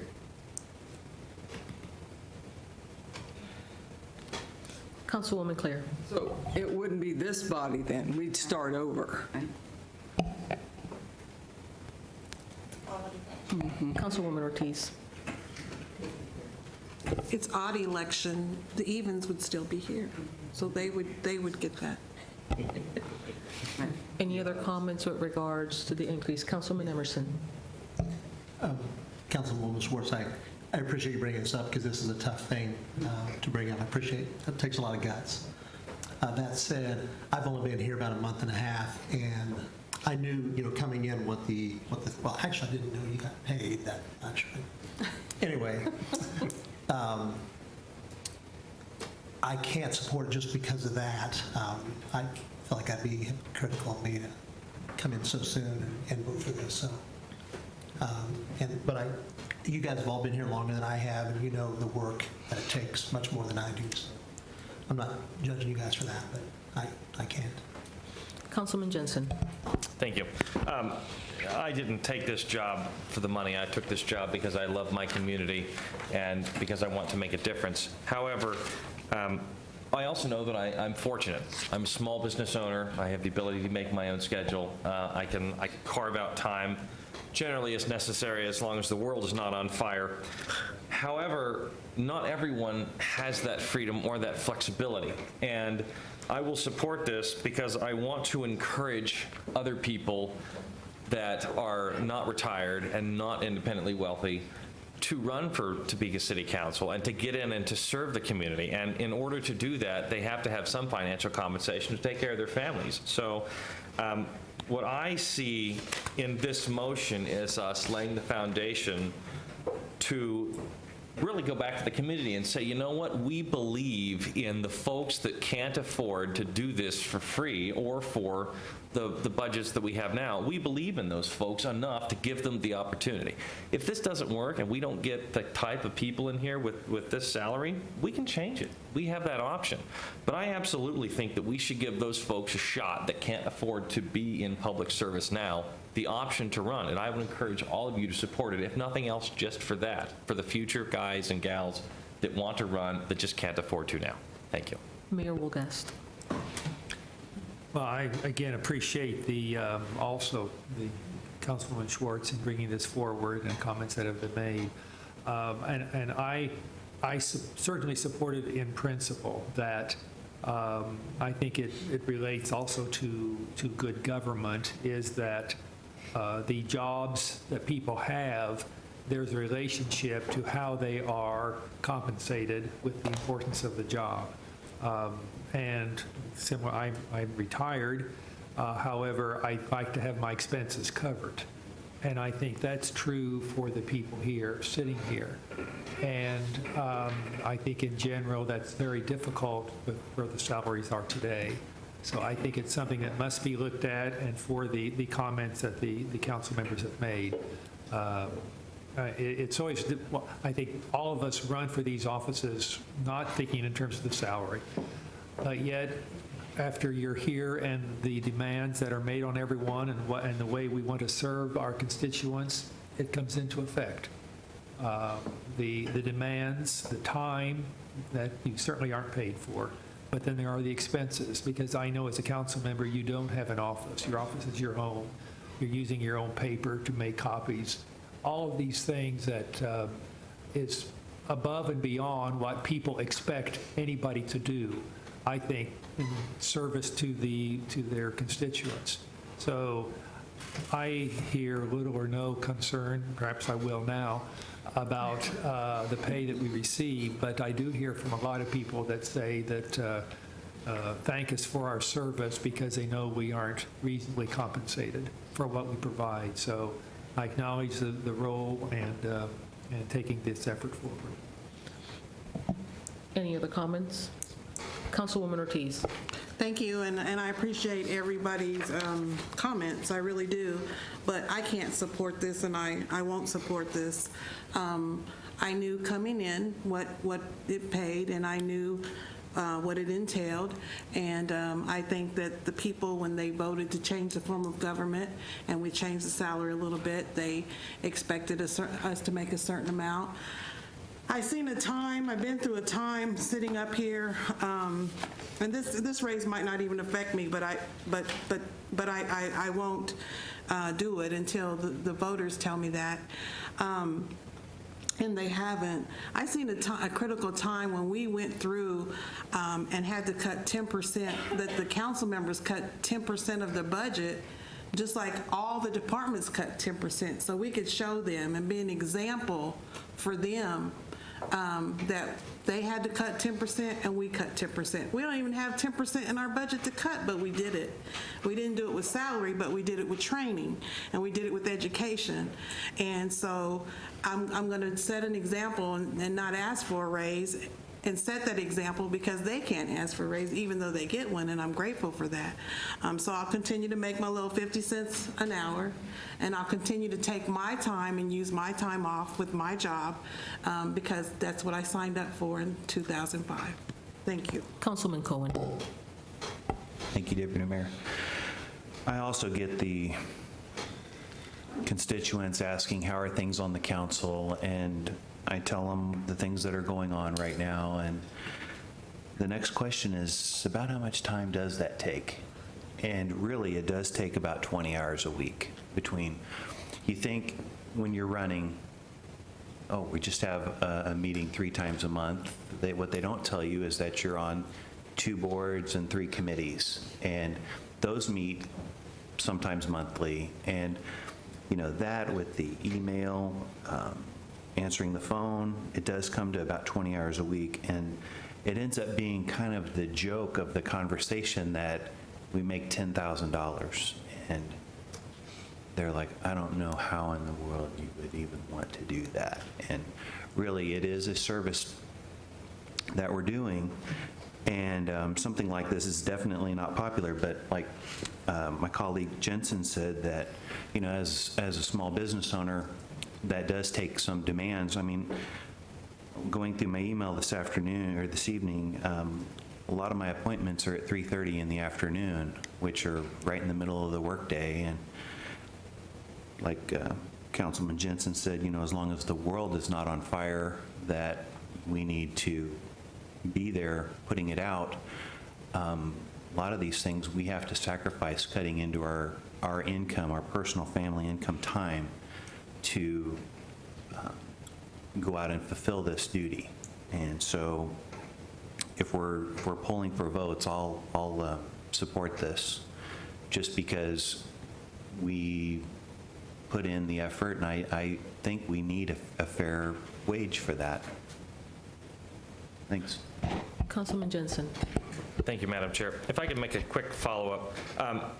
I respect my colleagues who can't support this.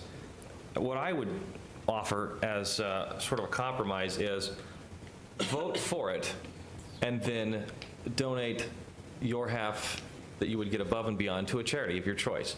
This paves the way for the other seats that are running and that are open if somebody else wants to run for them and doesn't have the opportunity because of cost. This gives them a chance to get in, but you're still meeting what you feel is your obligation to your constituents. There are a number of charities in this community that would love to have that kind of money, and that allows you to clear the way for other folks who would like to run and need to be able to afford to do so, but yet at the same time maintain your promises to your constituency. Thank you. Councilwoman Ortiz. Well, I would challenge, let's put all the money to a charitable income. There's youth out there that need to be employed. We had 365 applicants, and we were only able to employ 11. So let's take this amount. What was the amount again? And let's put it to youth employment. Let's do that. I would challenge my colleagues to do that. Thank you. Councilwoman Schwartz. I think I'll draw this to a conclusion. Thank you, Madam Chair.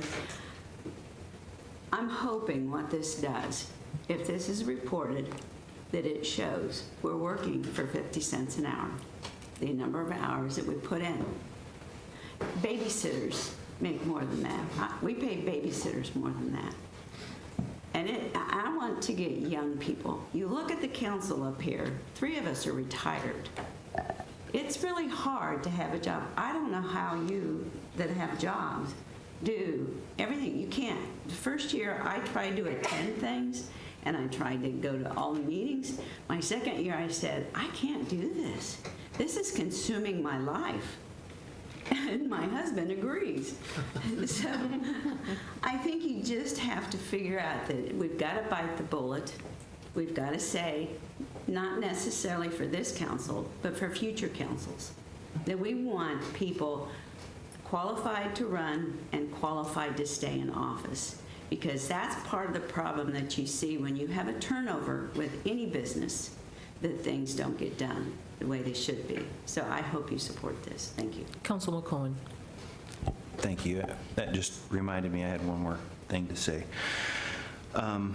When we first took this seat last year, and now healthcare is provided as part of your employment. And so we were actually on a really good health savings account plan that we were buying, that we were self-funding.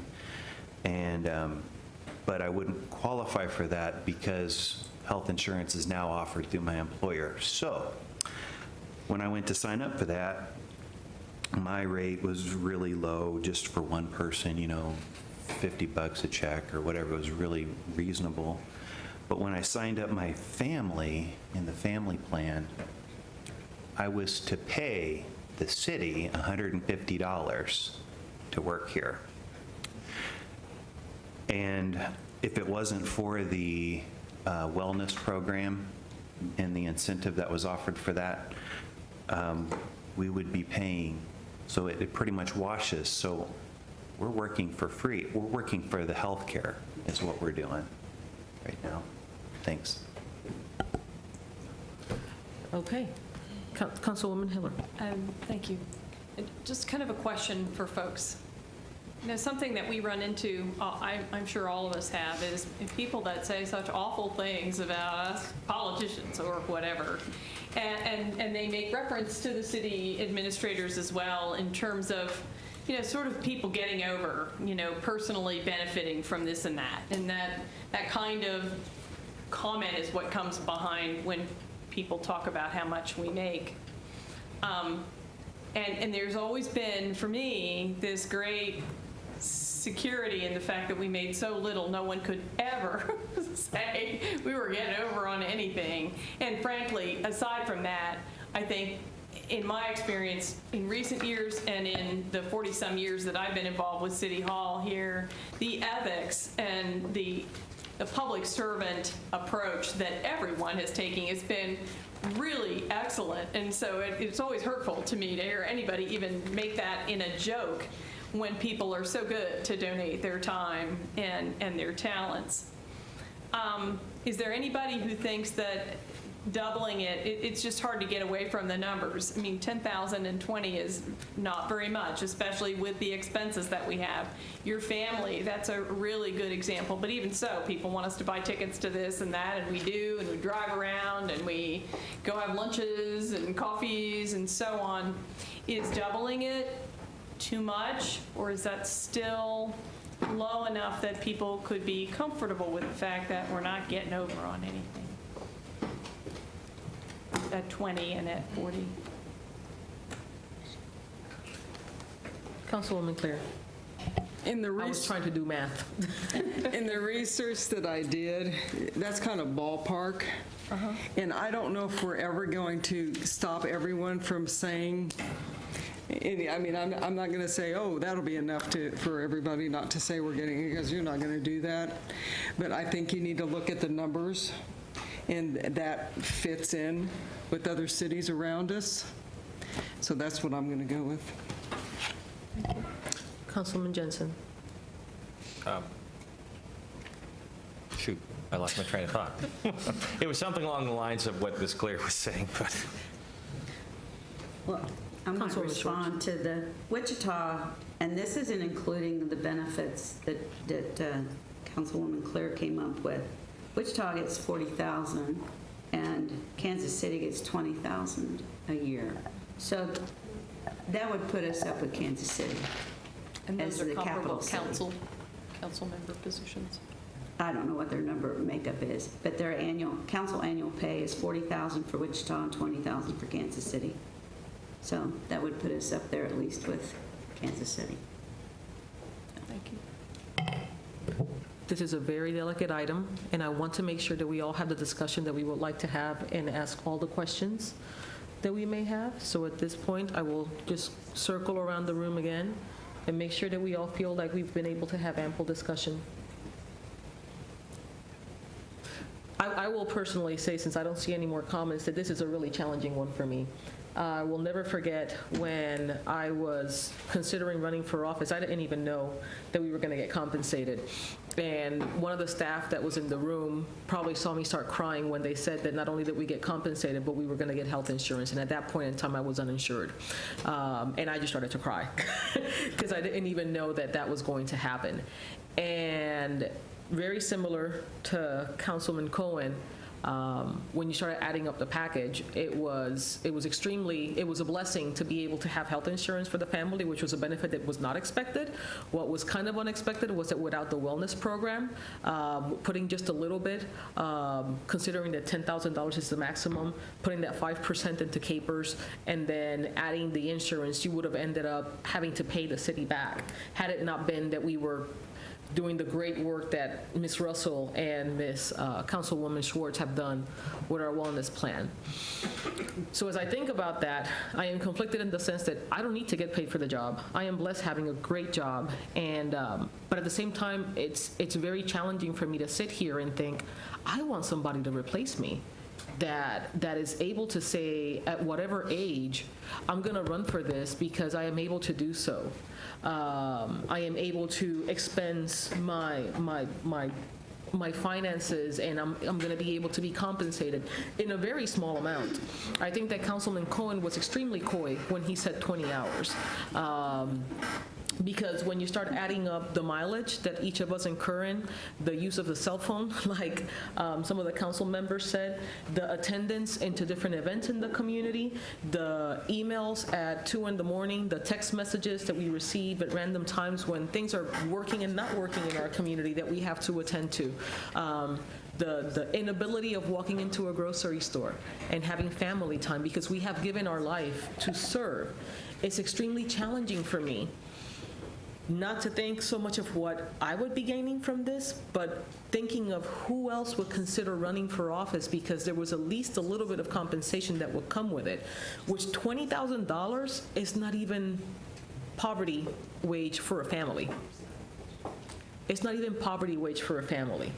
So even though the increase is not something that would be something to make this a full-time position, it does represent at least a little bit of funds so that somebody with a family who is serving their community could have some sort of insurance plan and maybe some change on the side to pay for all of the events that we're invited to.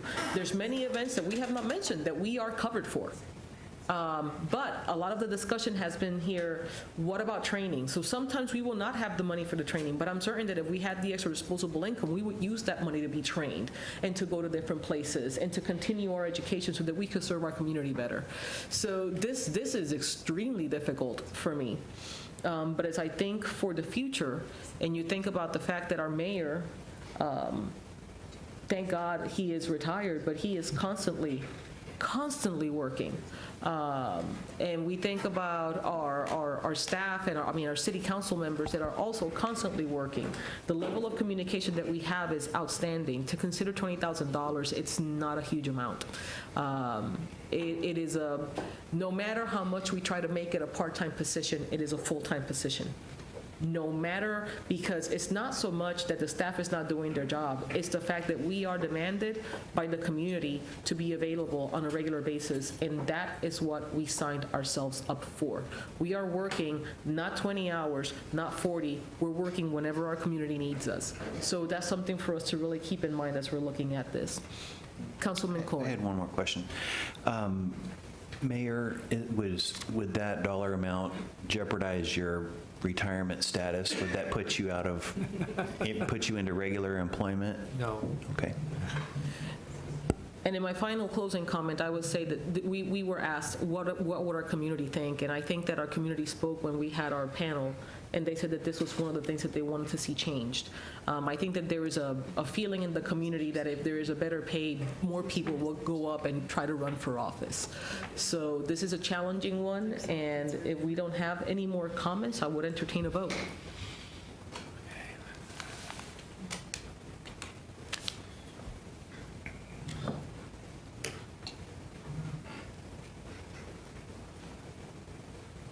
Motion carries. Any additional comments, Councilwoman Hiller? Back on my sheet, that was the last, besides the comment, I had the comment on there about the health insurance. So I don't know if there is interest in, we would have to loosen up some money to cover at least the $247,000 in additional employee assessments that are in the proposed budget as it is today. The way my proviso is set up here is 305. It would have to be offset by something. Councilwoman Clear. Weren't we told this tonight that we might have an extra 215? We were. Or 89 anyway. At least 80. 86. Get some of that contingency money out of somewhere. You got it. Yeah, take a little out of each department. I think in the past, if people have really wanted to do an expense that they weren't sure where it would come from, the city manager does get challenged because that state budget is divided into personnel and non-personnel, right? And capital. So I don't know if we need to give the instruction specifically, but we can say if we want to put money into something, we can leave it up to the city manager to figure out where. Or we could be as specific if we wanted to say it's out of personnel. City manager, do you have comment? If directed by this body, I can find the money. Councilwoman Clear? Okay, what exactly would that get us, that 200? What is that doing for employees? If there were, and I am not privy to all of the specifics, but you might recall we were advised that there was an impasse with the discussions about the health insurance fund with the staff. And when I looked at the fund is way in the back, there's some discussion apparently about. We're bringing up Ms. Russell to discuss the item. If you look on page 189, line item 44803, if I read it correctly, we were going to be assessing the employees another $247,000 in premiums. Ms. Russell? There are other issues to that discussion, as I understand it, but. Would you care to comment, Ms. Russell? Good evening, everyone. The challenge is that we have a contract, a memorandum of agreement with our 7 unions, and we have done this on a percentage basis. We have estimated our budget here based on a 13.5% increase in claims expense. So to plug in a specific dollar amount would be challenging because we don't have an agreement with our unions and we don't have the renewals at this point from our benefits vendors to know exactly what the new cost would be. So just putting money in then would really be challenging when we have the cost share agreements that we have in place with our 7 unions. And that negotiation is still in process. It is at impasse, you are correct. They're not going to be opposed to it. We just don't know what the number is. Right, we just don't know what the number would be to keep an absolute increase from being passed on to employees at this point. Councilwoman Clear? When will you know? Our actual renewal from Blue Cross Blue Shield, there is a meeting scheduled next week where we anticipate receiving that renewal, but we have not seen it at this time. So am I reading this? So how much do you think it's going to go up? We don't know. This Like is 13? this is built on a 13.5% projected increase based on the early actuarial information that we received from Willis, our benefits consultants.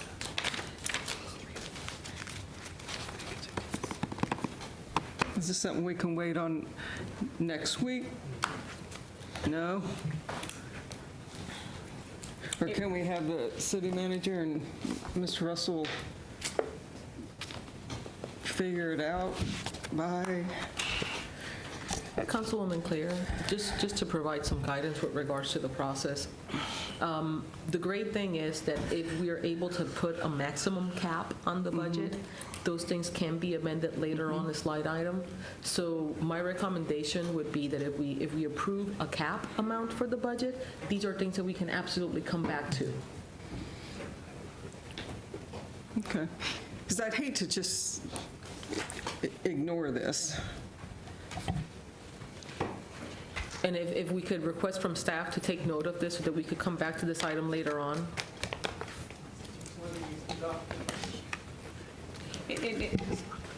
Councilwoman Hiller. And if I may, I mean, it's of course totally up to staff. are up to the council. We could hardly go wrong offering affirmatively a further commitment to our employees' health insurance coverage, in my view, but we need to feel like we've got the money for it. It would make a difference at a minimum as a gesture. Obviously, similar to the contingencies we talked about earlier, there are a lot of factors that can occur during a year to make it change. I am okay with having that on the table, seeing what sort of feedback we get. I do think if we are not going to come up with if we know we're going to want to talk about options further, we should plan that on the 9th of August, we do the public hearing, and then we plan to try and have the discussion that night anyway, further amongst ourselves. Ms. Russell. Deputy Mayor, Council, if I could add, the way that we have our joint memorandum of agreements with all of our unions, once we reach tentative agreement, those final agreements do come to this body for you all to take action and vote on. And so that would be an opportunity to see what we were able to agree with and see if you all think that that's in line with what is appropriate for the cost share percentage. Just wanted to throw that out there as a reminder that you all, those agreements do come before you. Thank you. City Manager. Thank you, Deputy Mayor. So I want to be really clear so that we're not failing to be 100% responsive. So we recognize that whether that number is the 247,000 represented at 250 or 200,000, which will be determined through the negotiations, anything that the city does in terms of benefiting the employees, they certainly will appreciate. While it's not consistent with how we've approached the negotiations up to this point, that's how things happen. From a finding the dollars perspective, we certainly could do that. I mean, there will be a cost somewhere else within the organization. What our hope is this evening is that we come forward, as you had mentioned, with the budget. That is the number that has been identified to date.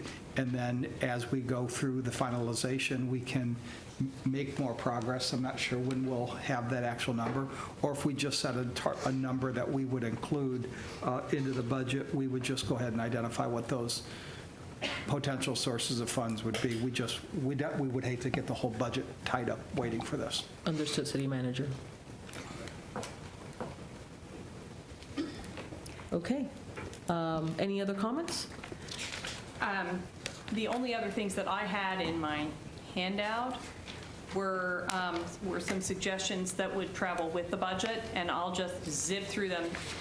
On page 3, underneath the recommendations would be, we've already talked with the staff of, would be 4 subjects, either for staff reports or for internal audit, however the city manager would choose to pursue. Downtown parking came up last time. I think we have a commitment that we would get a study and we would hear something fairly soon. The inmate cruise has come up again. We got a variety of reports. They all vary in terms of how many crews. We have one that's apparently inactive, and that one had prompted a lot of my questions because it has to do with the streets and we've waited for years. I think it would help us all to have a report on the inmate cruise, really identifying what they've done, what the product is, cost per, and being able to compare that to what it would cost if we just hired the work done. It's a really popular program, I know that, but I think we need to do a study on it. City, county, we are moving toward issues, for instance, about the river. We do some things in kind for the county. I think they do for us as well. As we move forward, I think it would be good for us to have just an assessment of where we are, what we do for them, what they do for us, what we do sharing. And also there have been conversations regarding law enforcement and the central dispatch. And we haven't addressed that at all in budgeting here, but to evaluate the performance of our current system and recommend a structure and how that would work in the future, I would like to see. The last page, I think we've talked about a fair amount of those items today, was just while I was going through it with some recommendations on how the process could go a little bit better next year. Thank you, Councilwoman Hiller. Very good. Councilman, I have heard for everybody in the body that there's only one more amendment. Councilman Jensen. Thank you, Madam Chair. As you all know, community building in Topeka in the neighborhoods is something that we're focusing on more and more. And I would like to move to amend the 2017 budget to include $25,000 to fund neighborhood events and a beautification grant program. This community-based program will serve to encourage more extensive engagement within and between all Topeka neighborhoods and supplement the ability of each of these various neighborhoods to enhance their presence and appearance as desired. And we would propose this sort of be developed like we did with the youth program last year, and that we would set up the budget expenditure here and then design the program and come back to the council for approval. Do we have a motion? Councilwoman Clear makes a motion. Councilman Jensen seconds. We have discussion. Councilwoman Clear. Don't we already have something quite like this? No, we don't.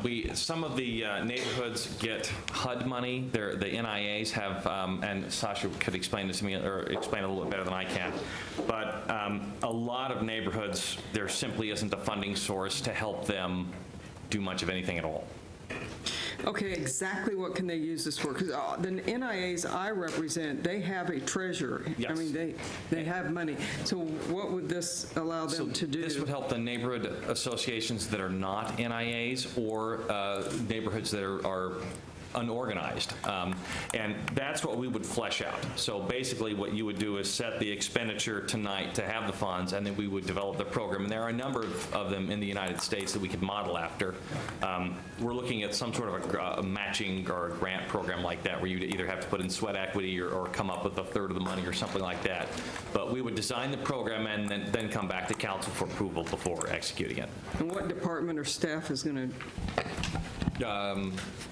Neighborhood relations. Yeah, I would assume it'd be neighborhood relations, but. Councilwoman Ortiz, and then we'll go to Ms. Hahn. Ms. Hahn. So the program, Councilmember, Deputy Mayor, the program that you're in all likelihood referring to is the empowerment program. That is, NIAs are eligible to apply for that funding when they're not in an active SORT project. Historically, we've budgeted $150,000 for those projects. Our HUD funding has reduced slightly. It's a smaller number for next year. It's 120. The NIAs, again, that are not SORT neighborhoods, compete for those dollars. What Councilmember Jensen, I believe, is proposing would be a funding stream for all the other neighborhoods. An NIA is eligible based on the percentage of low-income individuals or families and households that lived in their neighborhood. So many of our neighborhood groups are not eligible for that funding stream. Councilwoman Ortiz.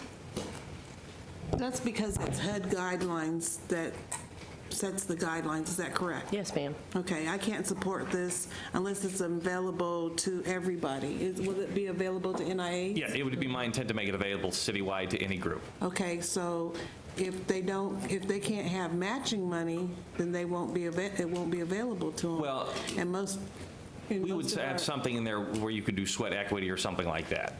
And most of our NIAs don't have the funding. That's why we get federal funding. So I don't think I could support this. Thank you. Councilwoman Ortiz. I mean, it's Clear. I'm sorry. So the beautification, I mean, we have Keep America Beautiful. I need to know like exactly what they can do with this, exactly who's going to give it to them, who's going to vote, exactly what kind of night we could have this, what exactly details. And you will approve it before it's executed. Similar to the way we did with the youth employment program last year, this just sets the budget that we could use with an approved program. So if we get the money set up for this, then the program would get designed, we would vet it through council, and then we would roll it out. So you would absolutely have the ability to control all that. What if it gets voted down then? What do we do with the money that we set aside? What if we didn't like that idea? It would just go back into the general fund. This is only setting the expenditure authority to use the money with a program that's designed to everyone's liking.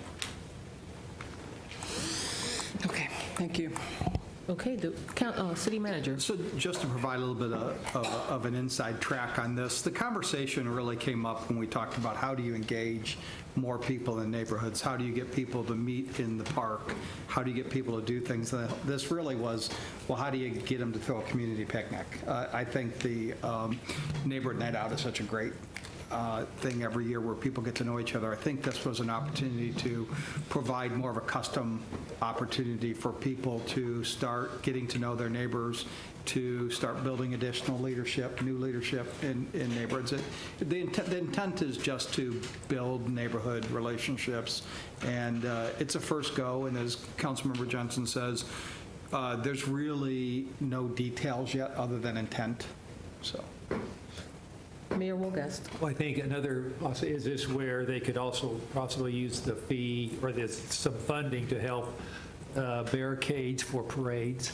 Because I know last weekend when we have these neighborhood parades, the neighborhoods have to meet city codes, which require sometimes to have barricades, and these are expensive. Yeah.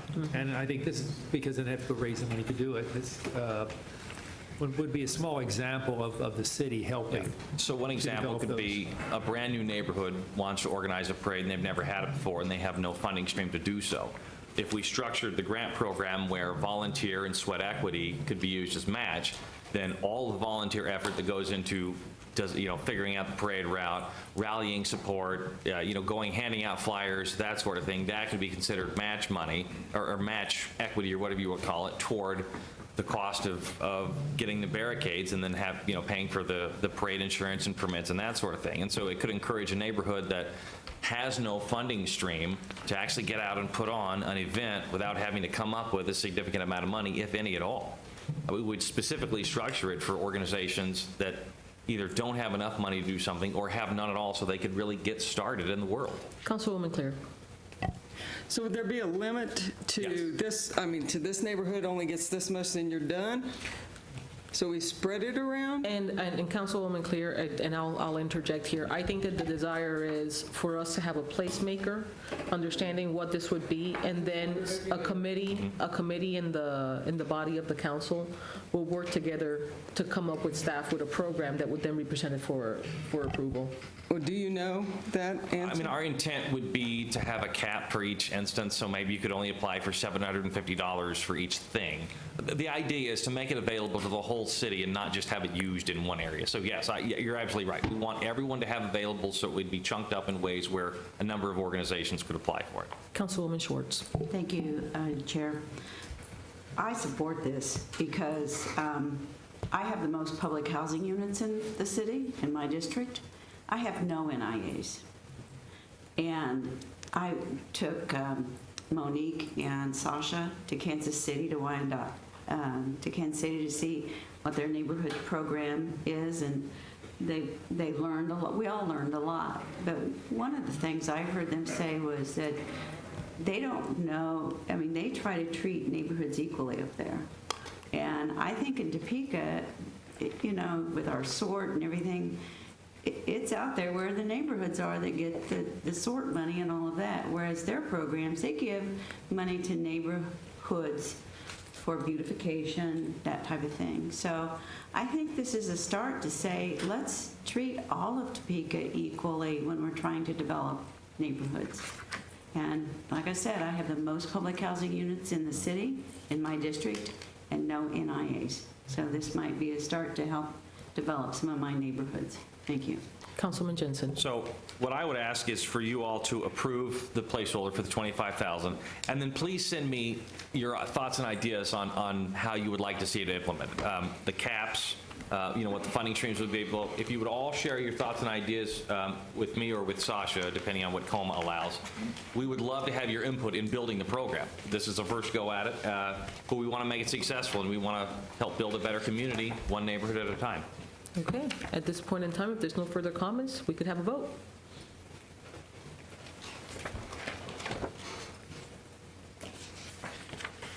Motion passes. Staff, I've heard, My book. You're You have trouble making up your mind. No, I vote yes. Thank you. okay. So at this point in time, I have gone around and asked council members if there were any other amendments. Councilwoman Ortiz. Yes, I have one. We had 365 applications for youth employment, and we only employed 11. That's really sad. We want them to get off the streets. When I look at this budget, we want to give them something positive to do. We want them to quit skateboarding downtown, and, well, those aren't youth. Anyway, there was a lot of good kids that you guys didn't see that were applying. I'd like to add another 70 or 25,000 to their budget. We have 50, is that correct? We have 50 in to make it 75,000 to employ more youth, and I'm also working to see if the county would match that.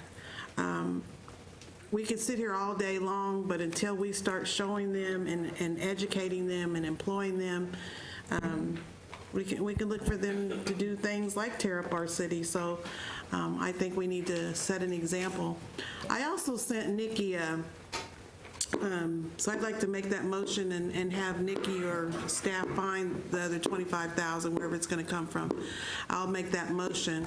I also sent Nikki a blast from the past newspaper article where we went till 3 in the morning and they took $427,000 from youth employment, and that was in 2003. They took that out of the budget. So we used to have that much in our budget for youth employment, and it was a very good article for Nikki to read and see that she doesn't have to be here till 3 o'clock in the morning. But I'd like to make that motion. We have a motion and we have a second. Do we have any comments? Councilwoman Hiller. The penny pincher here. I'll just throw in, because the programs have been good. I have spent some time at the JADO level working with staff there. We've been talking about all sorts of workforce programs. We've talked about workforce for youth, workforce for veterans, workforce for felons, workforce for lots of folks. And I think that we're now moving at that level to inventory what all we have. There has not been a coordinated effort on workforce development in this county, and so I'm not even sure what we've missed already just with some of the conversations. I think we pulled in a veterans program recently, and so before we start to do too much with city funds, I hope that we can jointly encourage. I think it's appropriate for the Go Topeka staff to help us do that and work with the Workforce Center to do it. But I want us to optimize all the workforce money that we could get into this county as well. Councilwoman Ortiz. I've been working on funding for the last year, Karen. I found grants that we can apply for because we're a city entity, and I had talked to the chamber, Mr. I always call him Jeff. Pavarnik? Yeah, but his real first name, well, Matt, I call him Jeff. I knew that was wrong. And they came back and said there's no funding for that.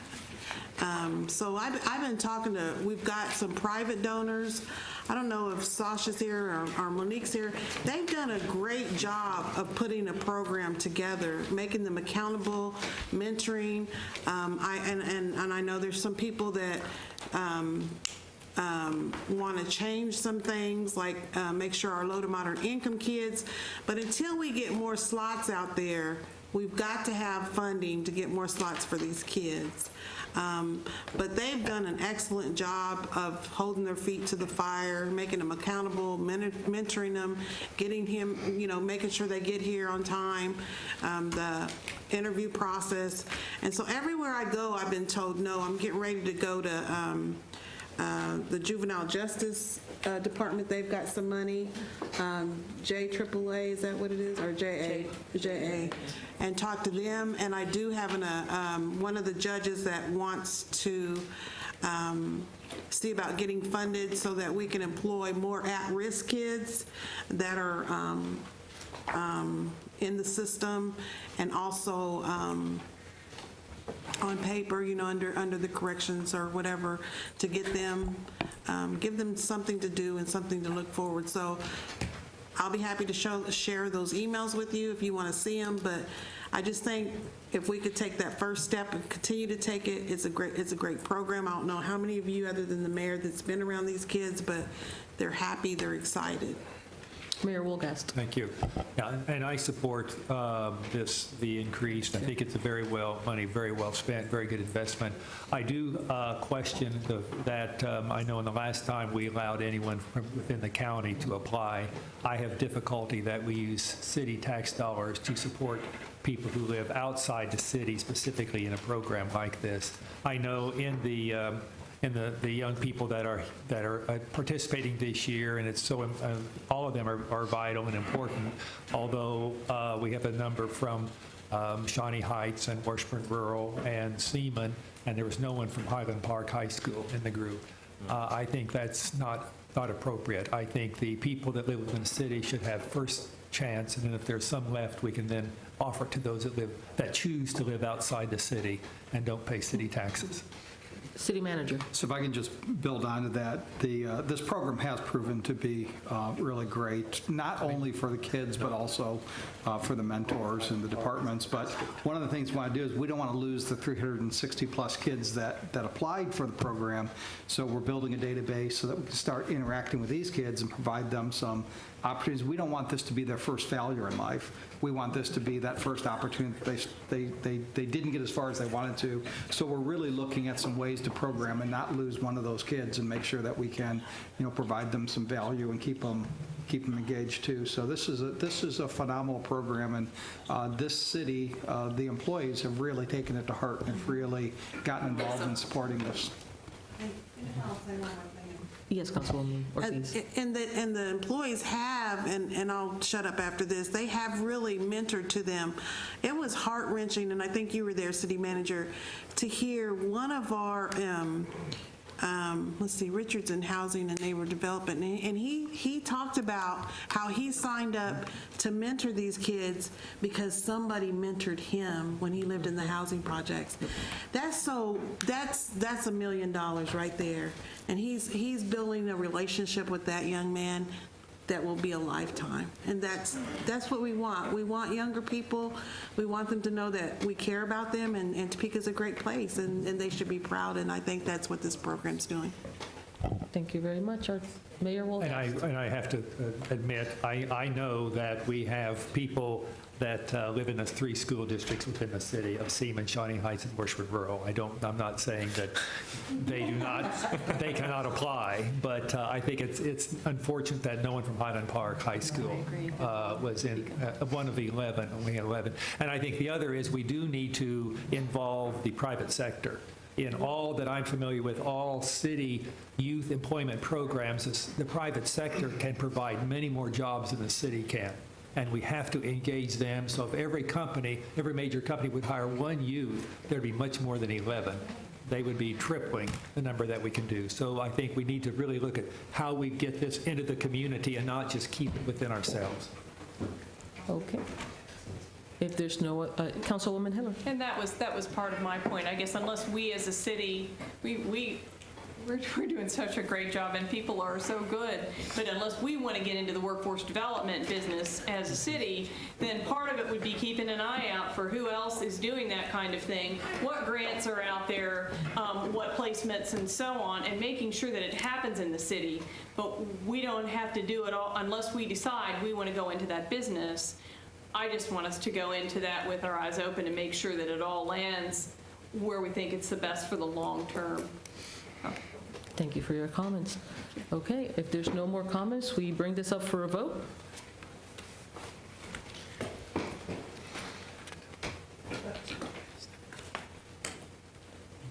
Motion carries. Okay, that being said, I have gone around and asked if there's any other amendments. And at this point in time, I think that we are prepared to hear from staff what the amendment that we have brought up have done and the impact of the budget, and if there would be a change in mill levy, which I think is what everybody here is concerned about. And after hearing that number, we would be ready to entertain a vote to pass this budget from the council, from the budget committee over to the city council. Ms. Lee. So if I did this all correctly, I have that in the increase in governing body pay, is that all for 17? I may have just missed that the year was, okay, I'm assuming that's all in 17. Plus 25,000 in neighborhood grant program and 25,000 for youth employment would be 182, 132. So what we will do is we will apply the portion of the revenue increase that we feel is appropriate. And if you don't mind, we'll take the time tomorrow to really kind of go through that together, make sure we get that right. And then what you'll do is when you see the agenda item for next Tuesday, we'll actually line out exactly where this, the 182 is exactly in the budget. I'm confident that using a couple of methods, we would not need to reduce the mill levy at this time. So if that's okay with you, then what we'll do is we'll tomorrow plug it all in, finalize the memo, and then send it back with the agenda item. Ms. Lee, I think you meant we will not increase the mill levy. Oh, sorry, what did I say? Councilwoman Hiller. What did I say? Increase. In order to wrap this up today, with the best thing, and I can try and phrase a motion, would be to have a motion to direct staff to prepare whatever financial adjustments are needed so that we get a balanced budget that does not require mill levy increase. Yes. So moved. Additionally, I believe it'd be cleanest if there was also, I don't know if that is the motion to approve the proposed budget as amended, otherwise you won't get back together as a budget committee to do that. Is that the same thing? I guess my assumption was that we had voted on 3 adds to the budget. And so I was trying to wrap that up by having the staff figure out the balancing for us with the direction that there would be no change in the mill levy. Okay. Correct? I think that it would be the proposed budget as amended without an increase in the mill levy. Is that your motion? Well, she's got to do some balancing stuff, so I wanted the motion to include that direction for her to figure out the balancing. Okay? Yes. Yes. Are we okay? Do we have a second? Second. All those, is there any discussion? All those in favor? Vote yes. All those opposed? That being said, motion carries. I want to thank everybody for all of your hard work. We have really gone into detail in this budget. It has been a long process, but we have discussed a lot, and I hope that the community has been pending. We look forward to meeting with you in our next meeting where we will have a public comments. Thank you very much. Have a great evening. Meeting adjourned.